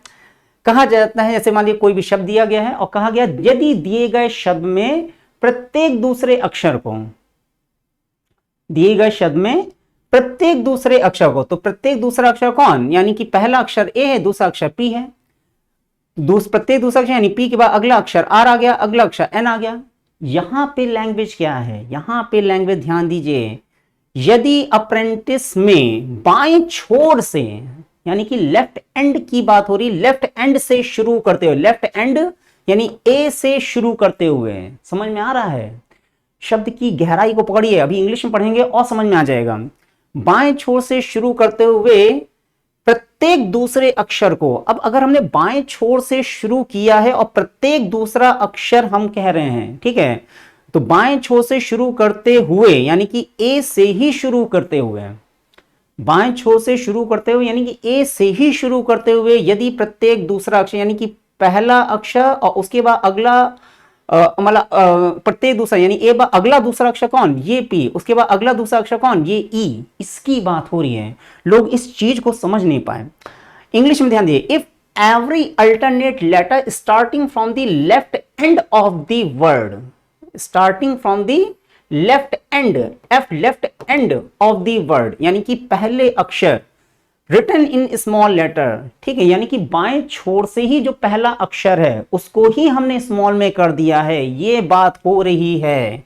ठीक है, लिख लेते हैं शब्द ए डबल पी आर ई। कई लोगों को कंफ्यूजन हुई है, फीडबैक आया था सर ये क्वेश्चन गलत है, ऑप्शन गलत दे रखे हैं। तो हमने कहा ठीक है, अब उस समय क्या बोल रहे हैं, अब जब बात है आप ऑफलाइन टेस्ट अगर दे रहे हैं तो क्या मैं कह दूं कि हाँ ये सही है, तुमने सही सोचा गलत सोचा, नहीं हम तो नहीं बोलेंगे, ठीक है, यहाँ बोलेंगे। ठीक है, तो यहाँ समझिए कि आप लोगों से क्या गलती हुई है। और मेन चीज, जो लोग ऑनलाइन अगर पढ़ रहे हैं तो वो भी क्वेश्चन को बहुत बारीकी से समझिए कि क्वेश्चन की लैंग्वेज क्या जा रही है, और हम नॉर्मली जो क्वेश्चन होते हैं उनकी लैंग्वेज क्या होती है, दोनों में बहुत थोड़ा सा डिफरेंस रहता है, बहुत थोड़ा सा। ठीक है, रीजनिंग इसी को कहते हैं। तो A double P R E N T I C E, ये है शब्द।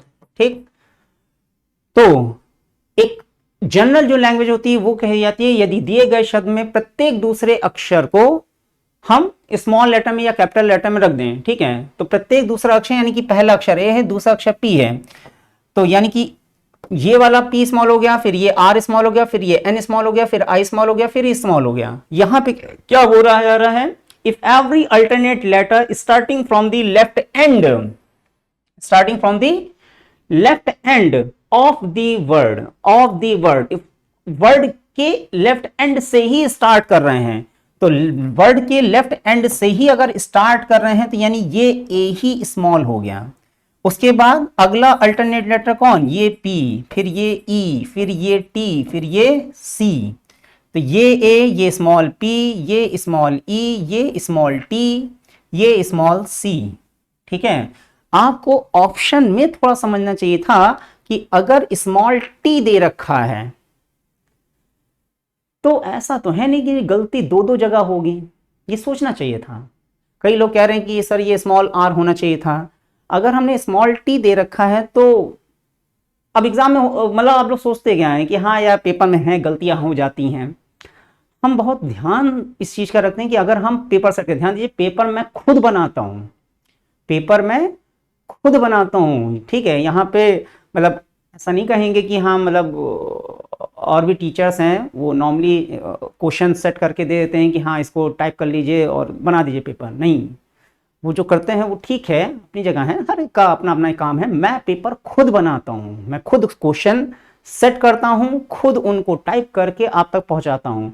तो कोशिश यही रहती कि जैसे पिछली वाले क्वेश्चन में मिरर में क्वेश्चन में दिक्कत ये आई थी कि इमेज रिवर्ट हो गई थी, तो वो कहीं ना कहीं क्वेश्चन को जब वो वर्ड में कन्वर्ट किया था उसमें वो इमेज ही रिवर्ट हो गई थी, तो उसमें वो दिक्कत आ गई थी। ठीक है, और हालांकि अगर मैं जब अपने पावर पॉइंट प्रेजेंटेशन या मैं स्लाइड बनाता तो वहां पे वो क्वेश्चन बिल्कुल सही था, तो वही मैंने कंसर्न किया यार यहाँ पे मैंने क्वेश्चन सही दे रखा है, वर्ड पे जाके कैसे गलत हो गया।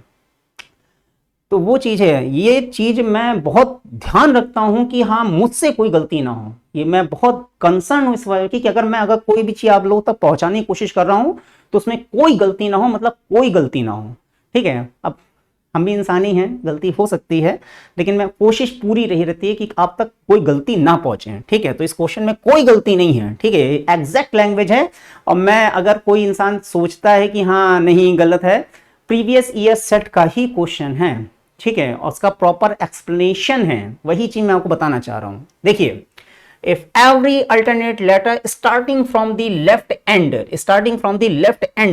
end से ही स्टार्ट हो रहा है, ठीक है, बाएं छोर से शुरू करते हुए, बाएं छोर से शुरू करते हुए, ठीक है, शब्दों को थोड़ा सा रुक के पढ़ो, बाएं छोर से शुरू करते हुए यानी कि लेफ्ट एंड से ही स्टार्ट कर देना है, ठीक है। प्रत्येक दूसरा अक्षर इस लैंग्वेज में और जो नॉर्मल जनरल लैंग्वेज है उसमें ध्यान दिए, यदि दिए गए शब्द में से प्रत्येक दूसरा अक्षर, दिए गए शब्द में प्रत्येक दूसरा अक्षर यानी कि पहला अक्षर दूसरा अक्षर, इसके बाद यहां पे क्या है, यदि बाएं छोर से शुरू करते हुए, starting from the left end of the word, starting from the left end of the word, उसी वर्ड के बाएं छोर से ही स्टार्ट करते हुए, लेफ्ट एंड से ही स्टार्ट करते हुए, तो लेफ्ट एंड का स्टार्टिंग कौन, ए, लेफ्ट एंड का स्टार्टिंग कौन, खुद ए से स्टार्ट करते हुए, written in small letters, rest all the written in the capital letters, ठीक है। the new word thus formed is reversed, ठीक है,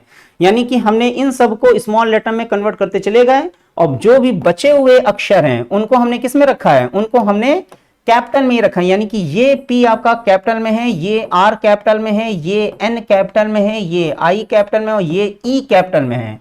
और जब ये चीज बनी हुई है तो फिर क्वेश्चन आपसे ये कहा जा रहा है कि इस व्यवस्था को हमने क्या कर दिया है, रिवर्स कर दिया है, ठीक है।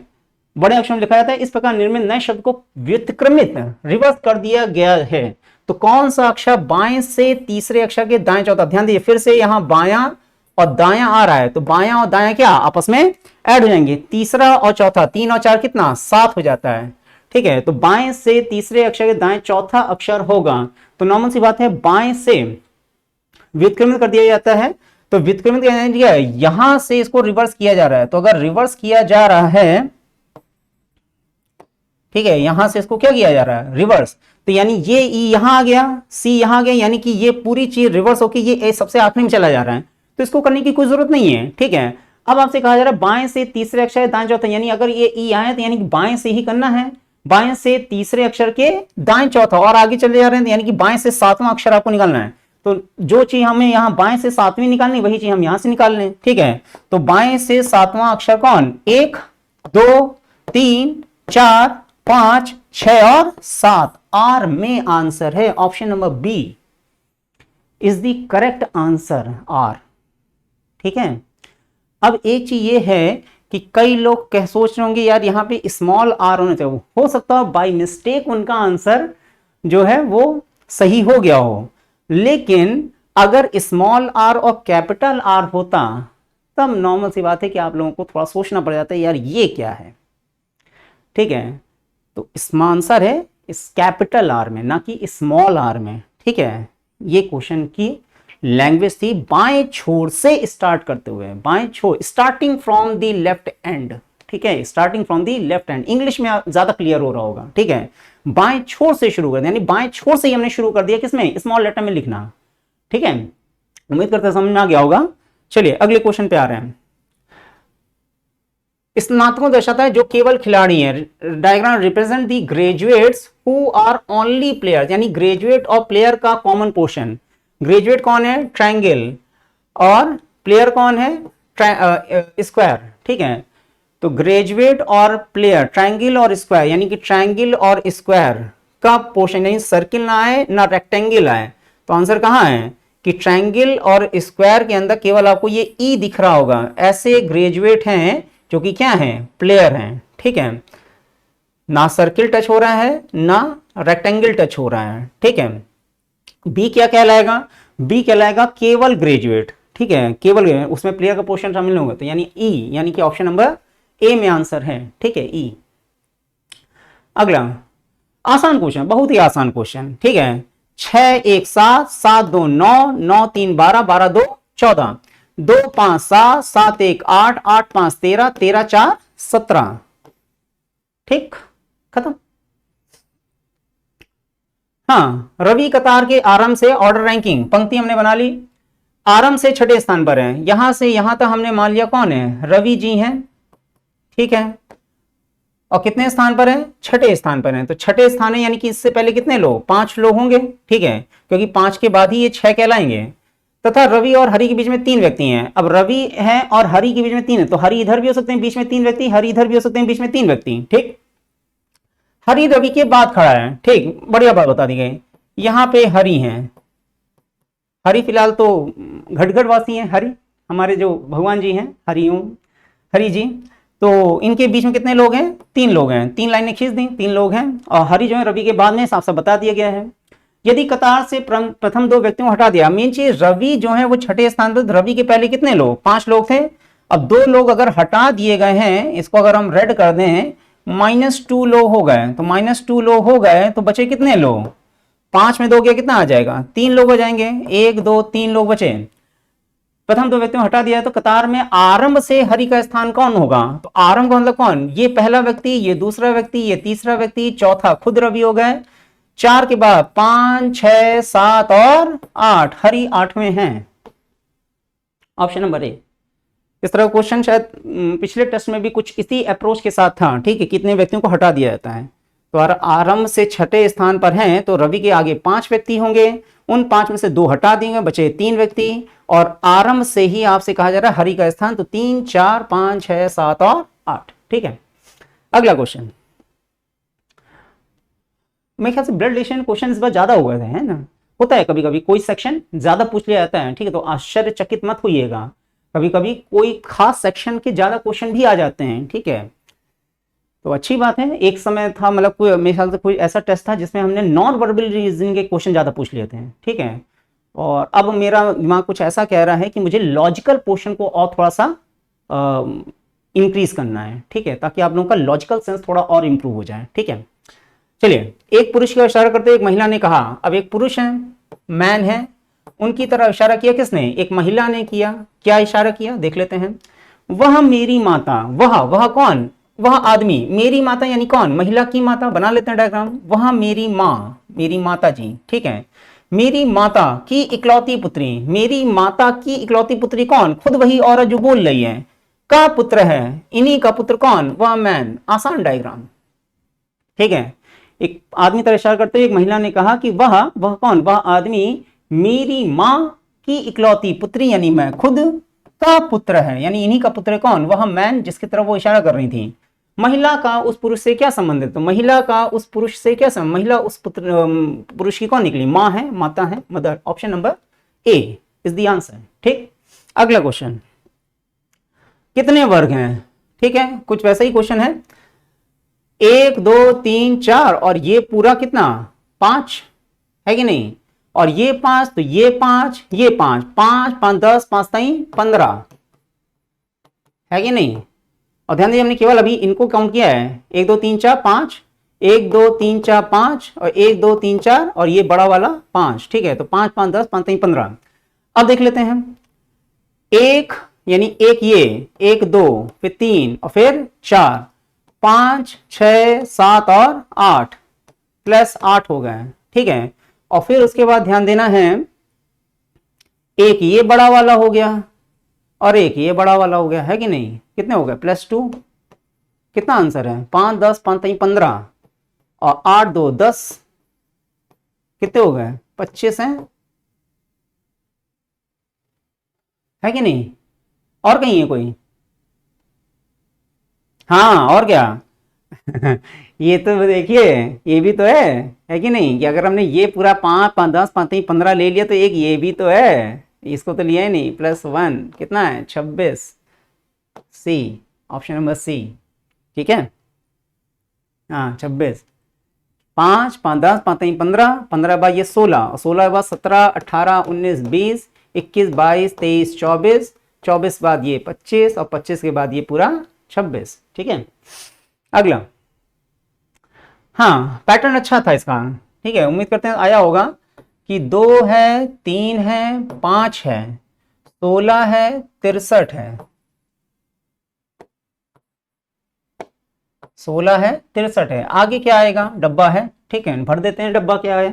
तो पैटर्न कुछ ऐसा है, 2 से 3 हुआ यानी कि गुणे 1 + 1, 3 से 5 हुआ है तो गुणे 2, 3 दूनी 6 -1, 5 से 16 हुआ है गुणे 3 + 1, 16 से 63 हुआ है। तो कई बार होता है क्या है कि स्टार्टिंग से आपको समझ में भले ना आए, लेकिन आपको यहां दिखना चाहिए 5 टाइम 15 + 1 हो रहा है, 16 चौक 64 होता है, -1 हो रहा है, यानी गुणे 4 -1, और अगर आपने इसको पकड़ लिया कि गुणे 3+1 गुणे 4-1, तो 3 4 से पहले गुणे 2 और गुणे 1 भी दिखने लगेगा।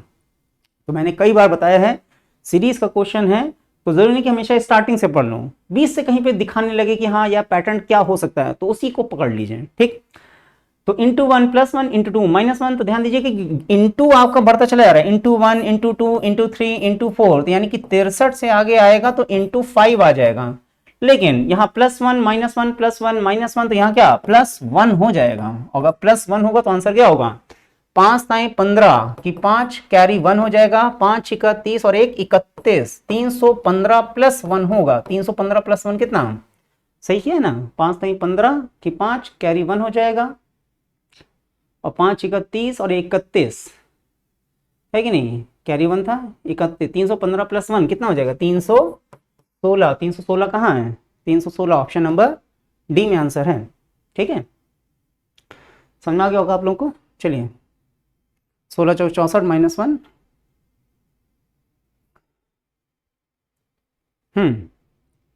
अगला, अब देखिए इसी तरह का क्वेश्चन अभी हम लोगों ने कुछ समय पहले किया था, लेकिन वहां पे पूछा कुछ और है, वहां पे BU का पूछा गया था, यहाँ किसका पूछा जा रहा है, रोड का पूछा जा रहा है। तो फिलहाल प्रीवियस ईयर सेट से ही क्वेश्चन है जिसमें एक ही समय में 2 क्वेश्चन अलग अलग लेवल पे पूछे गए थे। ठीक है, तो निकाल लेते हैं क्या है, रोड का कोड पूछा जा रहा है। रोड कहाँ है, रोड यहाँ है, तो अगर रोड यहाँ है तो ब्लू ही ले लेते हैं। तो रोड यहाँ है और कहीं कॉमन है, ways to reach you reach fast. तो फास्ट का कोड अगर हमें देखना है तो फास्ट यहाँ है और फास्ट यहाँ है कि नहीं, कि पहली इक्वेशन दूसरी इक्वेशन और तीसरी इक्वेशन, तो पहली और तीसरी इक्वेशन है फास्ट और फास्ट कॉमन, तो यहाँ कॉमन क्या है, यो GA। अब देखा जाए GA यहाँ भी है और GA यहाँ भी है, तो फास्ट का कोड तो GA हो गया। उसके बाद ध्यान दीजिए रोड का पूछा है वेज। ठीक है, अब वेज की अगर हम बात करें तो वेज यहाँ है और वेज यहाँ है, और वेज कॉमन है पहली और दूसरी इक्वेशन में, तो कॉमन इसमें क्या है, देखिए यो यहाँ भी है, ठीक है, यो यहाँ भी है, तो वेज का कोड यो हो गया। अब अगर आपसे पूछा जा रहा है कि बताइए रोड का कोड क्या होगा, ठीक है, रोड का कोड क्या होगा, तो रोड का कोड क्या बचा, RI बचा है। RI कहाँ है, RI option number D is the answer. ठीक, अगला क्वेश्चन, यदि अंग्रेजी वर्णमाला में पहले आधे भाग को व्युत्क्रमित कर दिया जाए, पहले आधे भाग को, तो पहला आधा भाग कौन, यानी कि A से लेकर M तक ये पहला आधा भाग है और N से लेकर Z तक ये दूसरा आधा भाग, तो पहले आधे भाग को व्युत्क्रमित कर दिया यानी कि M2A हो गया, है कि नहीं, और दूसरा भाग जो N2Z है वो एज इट इज बना रहा, यानी कि इसमें ये हमारी नई व्यवस्था बन गई है। ठीक है, इससे क्वेश्चन पूछा जा रहा है। तो J और Q के मध्य में कितने वर्ण होंगे, यानी कितने अल्फाबेट होंगे, ठीक है, how many letters will be there between J and Q, तो J और Q में कितने अक्षर होंगे, तो नॉर्मल सी बात है कि J जो है वो यहाँ कहीं आएगा, Q यहाँ कहीं आएगा। इसका हमने शायद सोल्यूशन दे रखा है तो आसान हो जाएगा। हाँ, कि M से लेकर अगर A तक अगर हम देख रहे हैं तो M से लेकर A तक, तो ABCDEFGHIJKLM, ठीक है, तो M से लेकर ये पहला पोर्शन हो गया। उसके बाद N से लेकर NOPQRSTU अप टू Z तक, ठीक है, तो क्वेश्चन आपसे पूछा है J और Q के बीच में कितने अल्फाबेट हैं, ठीक है, तो J और Q में कितने अल्फाबेट दिख रहे हैं आपको, 1 2 3 4 5 6 7 8 9 10 11 और 12। एक बार फिर देख लेते हैं, J और Q यही तो पूछा गया है, J और Q के बीच में, तो बीच पूछा जा रहा है, तो बीच का मतलब क्या, J और Q इंक्लूड नहीं होंगे, 1 2 3 4 5 6 7 8 9 10 11 और 12, यानी कि 12 में आंसर है। और 12 कहाँ है, 12 है ऑप्शन नंबर सी में, ठीक है, कि J और Q के बीच में 12 अक्षर होंगे। ठीक है, अब मेन चीज ये है कि कुछ क्वेश्चन ऐसे होते हैं जिसमें थोड़ा सा कलम चला लीजिएगा, ठीक है, ताकि आंसर आप सही निकालें, क्योंकि ऐसे क्वेश्चन में गलती नहीं होनी चाहिए। ठीक है, अगला क्वेश्चन कर लेते हैं। अब एक चीज का दूसरा शॉर्टकट तरीका भी कुछ निकाला जा सकता है कि जब हम जानते हैं कि A से अगर इधर चल रहे हैं तो J की वैल्यू क्या होती है, 10 होती है, तो अगर इधर 10 होती है तो यानी कि 10 से पहले कितने अल्फाबेट हैं, 9 अल्फाबेट हैं, और इधर आपको NOPQ 3 मिल गए, 9 3 12, ठीक है, तो ऐसे भी निकाल सकते हैं। वो चीज क्या है, प्रैक्टिस अगर आप करते हैं तो आपको फिर शॉर्ट ट्रिक समझ में आने लगती है कि हाँ यार इसको हम इस तरह से जल्दी निकाल सकते हैं। ठीक है, लेकिन अगर आप प्रैक्टिस नहीं करें, वो कहते हैं ना कि प्रैक्टिस से सफलता का विश्वास पैदा हो जाता है। अगर आप लगातार प्रयास कर रहे हैं, ठीक है, अगर आप लगातार प्रैक्टिस कर रहे हैं, परिश्रम कर रहे हैं, तो उससे सफलता की जो गारंटी है वो बहुत पक्की होने लगती है, कि अपने अंदर खुद से कॉन्फिडेंस आने लगता है, यार मैंने इतनी प्रिपरेशन कर रखी, मेरा सिलेक्शन नहीं होगा। हालांकि ओवर कॉन्फिडेंस नहीं होना चाहिए, ठीक है। आत्मविश्वास और मतलब कॉन्फिडेंस, एक ओवर कॉन्फिडेंस में बहुत छोटी सी लकीर होती है, ठीक है, कि मुझे अपने अंदर विश्वास है और मुझे अपने ऊपर अहंकार है, ठीक है। बहुत छोटी सी लकीर होती है और इंसान जो है उस विश्वास से अहंकार में चला जाता है। मैं शक्तिशाली हूँ, मैं ही शक्तिशाली हूँ, ठीक है। रावण का अहंकार था ना, ठीक है, तो वही चीज है। तो मैं शक्तिशाली हूँ, सबको शक्तिशाली बनना चाहिए, शारीरिक रूप से, मानसिक रूप से, आर्थिक रूप से, आध्यात्मिक रूप से, ठीक है। अगर आप स्पिरिचुअल लेवल पर अगर आप थोड़ा सा और अच्छे लेवल पर आते हैं तो कहीं ना कहीं आप मेंटल पीस में बहुत अच्छे निकल जाते हैं, ठीक है। दुनिया की कोई भी दुनियादारी आपको ज़्यादा परेशान नहीं करती है, ठीक है। लेकिन अगर आप कमज़ोर हैं अंदर से, मानसिक रूप से थोड़ा सा कमज़ोर हैं, चीज़ों को जल्दी नहीं समझ पाते हैं या विचलित हो जाते हैं, या मतलब परेशानियों को से बहुत जल्दी परेशान हो जाते हैं, तो कहीं ना कहीं हर व्यक्ति को कुछ ना कुछ शारीरिक रूप से, मानसिक रूप से, आर्थिक यानी कि फाइनेंशियल रूप से भी स्ट्रांग होना ज़रूरी है, ठीक है। भौतिक ज़माने में जीने के लिए कहीं ना कहीं आपको फाइनेंशियली बहुत ज़्यादा कहा जाता है कि हाँ पैसा ही सब कुछ है। पैसा है, बिल्कुल है, 90 जाहिर बात है कि पैसे के बारे में कहा जाता है कि जब तक आप इस दुनिया में रहेंगे पैसा आपको बहुत कुछ देगा, ठीक है। लेकिन पैसे आगे जाने नई बात है कि पैसे की एक लिमिटेशन होती है कि पैसा आपको भौतिक सुख के साधन दे देगा, लेकिन मेंटल पीस आपको अंदर से, संतोष जो वाला सुख होता है वो आपको कहीं ना कहीं अंदर से ही आता है, ठीक है। तो फिलहाल उसकी बात है। तो वही मैं कहना चाह रहा हूँ कि अगर आप बहुत अच्छी प्रैक्टिस कर ले जाते हैं तो आप खुद सोचेंगे यार मेरा सिलेक्शन हो जाएगा, ठीक है, मैंने अच्छा प्रयास किया है, मैंने अच्छी प्रैक्टिस की, तो मेरा सिलेक्शन हो जाएगा, ठीक है। या हो, नॉर्मल सी बात है, मैं मेल फीमेल दोनों के लिए बात कर रहा हूँ, ठीक है। अगर मैंने प्रयास किया है तो मेरा सिलेक्शन हो जाएगा, ठीक है। चलिए अगले क्वेश्चन पे बात करते हैं। मेहनत कर रहा हूँ या कर रही हूँ, ठीक है, तो सिलेक्शन है, निश्चित है। ए पंक्ति में सभी व्यक्ति उत्तर की ओर मुख करके खड़े हुए हैं, सभी व्यक्ति उत्तर की ओर मुख करके, ए बी के बाएं 11वें स्थान पर है, जो, अब ध्यान दीजिए, ए बी के बाएं 11वें स्थान पर है, A is 11 to the left of B, यानी पूरी पंक्ति में बी कहीं भी होगा, ठीक है, पूरी पंक्ति में बी। यह लाइन बड़ी बढ़िया खींची है, इससे एक लाइन सही खींच जाती है। तो ए बी के बाएं हैं, यानी कि ए हमने महा मान लिया और ए जो है वो बी के बाएं हैं, कितने स्थान पे, 11वें, यानी बीच में 10 की गैपिंग आएगी। ये चीज सबको समझ में आनी चाहिए कि 10 के बाद ये 11 कहलाएंगे। आगे कहा गया है हु मतलब कौन, जस्ट बिफोर कौन, बी की बात हो रही है, ठीक है। तो जस्ट बिफोर यानी बी दाएं छोर पर है, 11वें स्थान में, जो दाएं छोर पर, यानी कि बी जो है वही दाएं छोर पर बैठा हुआ है, ठीक है। ये चीज समझ में आनी चाहिए सबको, ठीक है। जो बी है वही दाएं छोर पर, यानी इधर और कोई है ही नहीं, ठीक है, बी ही दाएं छोर पर है। ए की बाईं ओर से दो व्यक्ति हैं, A has 2 person on the left, यानी ए के बाईं ओर दो व्यक्ति हैं, ठीक है।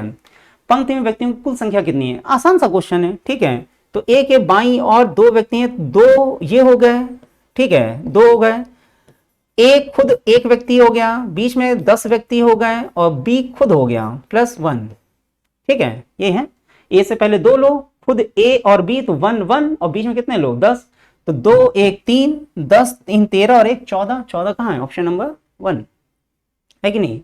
10 1 11, 11 12, 12 2 14, कि ए जो है वो बी के बाएं 11वें स्थान पर है और बी दाएं छोर पर ही, यानी बी के इधर कोई नहीं बैठा है, ए के बाईं और दो व्यक्ति हैं, तो पूरी पंक्ति कितने लोग, तो बीच में 10 11 12 13 और 14, ठीक। अगला क्वेश्चन, फिर अगली संख्या क्या है, आसान क्वेश्चन है, देखिए 24 से 29 हुआ +5 दिखाई दिया होगा, 29 से 27 -2, 27 से 32 +5, 32 से 30 -2, तो +5 -2 +5 -2, तो आगे क्या +5, 30 और 5 कितना 35, कहाँ हो, ऑप्शन नंबर डी, +5 -2 +5 -2 +5 -2, यही कंटिन्यूसली चल रहा है। हाँ, Venn diagram represent the players who are neither politician nor lawyers, यानी केवल प्लेयर की बात की जा रही है, उन खिलाड़ियों से जो ना राजनेता है ना वकील हैं, ठीक है, ना राजनेता है ना वकील है, ना लॉयर हो ना पॉलिटिशियन हो, ठीक है, केवल प्लेयर्स। तो केवल प्लेयर्स का मतलब क्या कि यानी कि सर्किल का पोर्शन ही केवल हो, बाकी ना उसमें ट्रायंगल हो ना पॉलिटिशियंस हो ना उसमें ये रेक्टेंगल आए, ठीक है, ना इधर पॉलिटिशियंस नॉर लॉयर, ठीक है, नॉर पॉलिटिशियंस नॉर लॉयर। तो ऐसे कितने प्लेयर्स हैं, तो ऐसे प्लेयर कितने हैं, दो हैं, दो कहाँ हैं, ऑप्शन नंबर डी, ठीक, आसान था।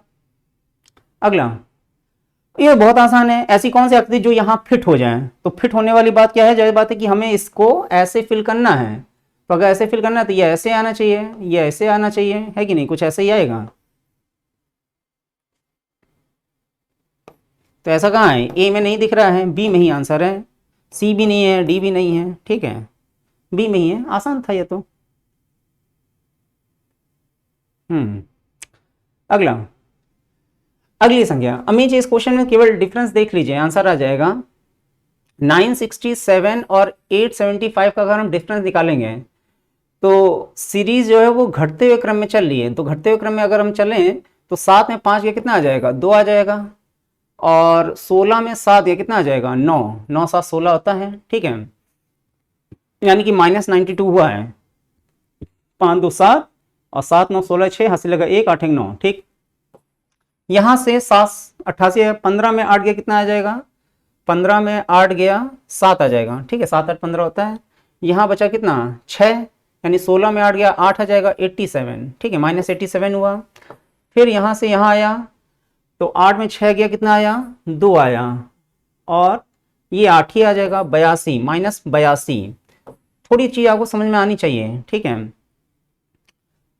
क्या समझ में आनी चाहिए, समझ में ये आना चाहिए कि 92 और 87 में 5 का डिफरेंस है, 87 और 5 कितना 92, 87 और 82 में भी 5 का डिफरेंस है, तो यानी यहां से और यहां की संख्या में भी 5 का ही डिफरेंस होगा, यानी कि 82 प्लस 5 87 है, 87 प्लस 5 92 है, यानी कि अगर हम इसको हम घटा देंगे तो 12 5 का कितना आ जाएगा, 7 आ जाएगा, यानी 77, 77 प्लस 5 82 है, यानी कि इन दोनों डिजिट का डिफरेंस 77 होगा, -77। देख लेते हैं, 16 में 9 गया कितना आ जाएगा, 7 आ जाएगा, और यहाँ बचा 9, 9 में 2 गया 7, देखिए वही आ गया। यहाँ से अगर यहाँ आएंगे तो यहाँ पे भी -5 का डिफरेंस आएगा, ठीक है, तो नॉर्मल सी बात है, यहाँ क्या आ जाएगा 72, -72, 72 5 77 होता है, तो यानी कि 629 में 72 घटा दीजिए, क्या आ जाएगा, 629 में 72 घटा दीजिए, तो 9 में 2 गया कितना आ जाएगा, 7 आ जाएगा, 9 में 2 गया कितना आ जाएगा 7, और 12 इधर कैरी दिया तो 12 में कितना आ जाएगा, 7 जाएगा, 5 आ जाएगा, और यहाँ बचा 5, 557, 557 कहाँ है, 557 557, ऑप्शन नंबर बी, ठीक है। तो इस तरह से 5 5 के फॉर्म में सीरीज आपकी घटते हुए क्रम में चली जा रही है। हाँ, ये क्वेश्चन बढ़िया था, ठीक है, बढ़िया क्वेश्चन था वाकई में, उम्मीद करते हैं कि लोगों का सही हुआ होगा। ए के स्थान पे क्या आएगा, आपसे इसमें ये नहीं पूछा जा रहा है कौन किसके विपरीत है, आपसे बस ये पूछा गया ए की जगह पे क्या आएगा, तो इसका जो आंसर है वो 6 में ही है, कि ए की जगह पे 6 ही रहेगा। क्यों, क्योंकि ध्यान दीजिए 2 आपको सामने दिख रहा है, यहां भी 2 सामने दिख रहा है, यहां एक इधर साइड है, यहां भी एक इधर ही साइड है, ठीक है, और ध्यान दीजिए 6 भी ऊपर ही दिखाई दे रहा है। तो अब आप एक चीज ये समझिए कि जब चीज ऐसी दिखाई दे, 6 उल्टा दिखाई दे रहा है, यानी पासे को ऐसे ही घुमाया जा रहा है, यानी 6 ऊपर ही दिख रहा है, यानी कि 2 कहीं ना कहीं इधर साइड होगा, छिप गया होगा या पीछे चला गया, तो ऐसे ही है, ठीक। अब 2 अगर है तो यहाँ 4 है, यानी 4 भी इधर ही उधर कहीं छिपा होगा, और ध्यान दीजिए यहाँ पे ब्लैंक है, यानी कि इस पूरे पासे में एक सरफेस ऐसा भी है जो ब्लैंक भी है, ठीक। तो यहाँ पे आपको समझना है कि अगर हम पैसा ऐसा घुमा रहे हैं जिसमें 6 आपको ऊपर ही दिख रहा है, एक भी अपनी जगह पर है, तो नॉर्मल सी बात है एक पासे की 2 भिन्न स्थितियों में 2 उभयनिष्ठ फलक, ठीक है, समान स्थिति में दिखाई दे रहे हैं, ठीक है, और समान स्थिति में दिखाई दे रहे हैं, यानी 6 जो अगर ऊपर दिखाई दे रहा है और यहाँ भी 2 सामने दिखाई दे रहा है, यहाँ भी 2 सामने दिखाई रहा है और यहाँ ब्लैंक है, तो यानी कि ब्लैंक भी कहीं ना कहीं आगे पीछे है, नीचे नहीं है, तो 6 की जगह पे यहाँ भी 6 ही माना जाएगा। ठीक है, माना क्या जाएगा, रहेगा। ठीक है, कि अगर आप थोड़ा सा इमेजिनेशन कर पाए, जैसे मैं बताने की कोशिश कर रहा हूं कि एक यहाँ है, एक यहाँ है और 2 यहाँ सामने हैं, 2 यहाँ भी सामने हैं, तो जब 2 सामने ही सामने हैं तो 6 भी ऊपर ही रहेगा। ठीक है, क्योंकि 6 के बगल में 1 है, 6 के बगल में 2 है, 6 के बगल में 4 है और ब्लैंक भी कहीं ना कहीं है। ठीक है, तो हम ये कहें 6 के नीचे 4 है या 6 के नीचे ब्लैंक नहीं, क्यों, क्योंकि 2 अगर सामने दिख रहा है तो 2 के बगल में ही ब्लैंक है, 2 के बगल में ही ब्लैंक है, तो वो ब्लैंक कहीं ना कहीं इधर होगा या पीछे होगा और बगल में ही 4 होगा, और 6 जब ऊपर और 2 जब सामने ही दिख रहा है तो ऊपर 6 ही होगा, 6 नीचे नहीं जा पाएगा। ठीक है, 6 ऊपर ही रहेगा, इसी कारण 6 है। समझ में आया होगा। ठीक है, जो हमें एक्सप्लेन करना है। चलिए अगला, अगर मतलब किसी क्वेश्चन में अगर लगता है डाउट है कि हाँ मतलब नहीं क्लियर हो पाया, तो आप दिए गए नंबरों पे कॉल करके मुझसे डायरेक्टली बात कर सकते हैं। ठीक है, कि हाँ सर इसको फिर से एक्सप्लेन कर दीजिए, मैं बाकायदा बताऊंगा। ठीक है, या आप यहाँ हमारे टॉपर्स फोरम में विजिट करिए, आपका स्वागत है, बिल्कुल स्वागत है। ठीक है, हमें भी अच्छा लगेगा कि आप इतनी मेहनत कर रहे हैं और कुछ अगर मन में शंका आ रही है तो आप उससे क्लियर करें। एक बार मैं फिर से एक्सप्लेन कर देता हूँ। मेन चीज़ ये है, आप समझिए कि 2 यहाँ सामने हैं, 1 यहाँ है और 1 यहीं दिख रहा है, 4 भी है, तो यानी अगर ऊपर 6 है तो यहाँ भी हमें ऊपर ही 6 दिख रहा है, यानी कि इस पास से घुमाएंगे तो 6 इधर ही आ गया। ठीक है, उल्टा हो गया, 6 इधर दिखाई देने लगा। ठीक है, तो यानी कि जो पीछे 4 है वो सामने दिखने लगा और 2 कहीं ना कहीं पीछे चला गया। यहाँ पे क्या है, 2 सामने दिख रहा है और एक चीज ये है कि ब्लैंक भी बगल में है, यानी कि वो ब्लैंक कहीं ना कहीं 6 अगर ऊपर ही चल रहा है तो ब्लैंक भी इधर है और 4 भी पीछे है। ठीक है, नीचे क्या है हमें नहीं पता, लेकिन सब आस ही पास है, 1 2 4 और ब्लैंक सब 6 के बगल में ही रहेंगे। ठीक है, क्योंकि 2 के बगल में ही ब्लैंक दिखाई दे रहा है, 2 के विपरीत ब्लैंक नहीं दिखाई दे रहा है। ठीक है, तो अब ब्लैंक इधर ही हो सकता है। ठीक है, पीछे 4 होगा। ठीक, अब मेन चीज जब ऐसा दिख रहा है कि 2 जब सामने ही दिख रहा है तो नॉर्मल सी बात है 6 कहीं इधर उधर नहीं होगा, 6 कहाँ होगा, ऊपर ही होगा, क्योंकि 2 सामने ही सामने दिखने लगा। ठीक है, इसी कारण 6 है। अगला क्वेश्चन 119 120, फाइनली लास्ट क्वेश्चन आ गया है और बस इसमें कैलकुलेशन का पार्ट है। a इंटू बी कहा गया है तो a की वैल्यू 3 है, बस कैलकुलेशन करना है। b की वैल्यू कितनी है, 15 है। c की वैल्यू कितनी है, 19 प्लस 19, ये ब्रैकेट लगा हुआ है, डिवीजन लगा हुआ है, यानी कि डिवीजन d का मतलब 8 माइनस e का मतलब 6, बस इसको सॉल्व कर लो। 15 ताई 45, 45 प्लस 19 कितना होगा, डिवीजन लगा है 8, यानी ऐसी संख्या है जो 8 से डिवाइड हुए हैं। 9 5 कितना 14, 9 5 14, 4 हासिल लगा 1, 4 1 5 और 6 64 आ जाएगा। डिवाइड 8 माइनस 6, ये हो जाएगा 8 8 64, 8 माइनस 6 कितना, 8 माइनस 6 कितना 2। ठीक है, सबका आ जाना चाहिए होगा। तो ये पूरी आंसर शीट है। ठीक है, किस क्वेश्चन का क्या सही आंसर था, टेस्ट नंबर 5 रीजनिंग आंसर की टेस्ट 5। ठीक है, तो थैंक यू सो मच। उम्मीद करते हैं कि सबका पेपर बहुत ही अच्छा रहा होगा और सबने बहुत बढ़िया तरीके से स्कोर किया होगा। एक चीज़ बस मैं ये कहना चाहूँगा कि हर सेक्शन पे बहुत ही ध्यान देने की ज़रूरत है। अगर रीजनिंग स्कोरिंग सब्जेक्ट है, मैं अपने सब्जेक्ट को काफ़ी एम्फेसाइज करता हूँ, बहुत जोर देता हूँ कि हाँ इसको आप अच्छे से करिए और ज़्यादा से ज़्यादा स्कोर करिए। ठीक है, क्यों करते हैं, क्योंकि कहीं ना कहीं रीजनिंग आपकी मेरिट बना लेता है। दूसरी बात यह है कि आपको हर सेक्शन में पास होना है, तो हिंदी पे भी ध्यान दीजिए, जीएस पे भी ध्यान दीजिए, मैथ्स पे भी ध्यान दीजिए, क्योंकि हर सेक्शन में भी आपको सेक्शनल कट ऑफ भी पास करना है। ठीक है, तो स्ट्रैटेजी कुछ ऐसी होनी चाहिए कि आप टाइमिंग फ्रेम कर लीजिए कि हाँ मुझे हिंदी के लिए इतना समय दे देना है, उसी में हमको ये 40 क्वेश्चन निपटा लेना है।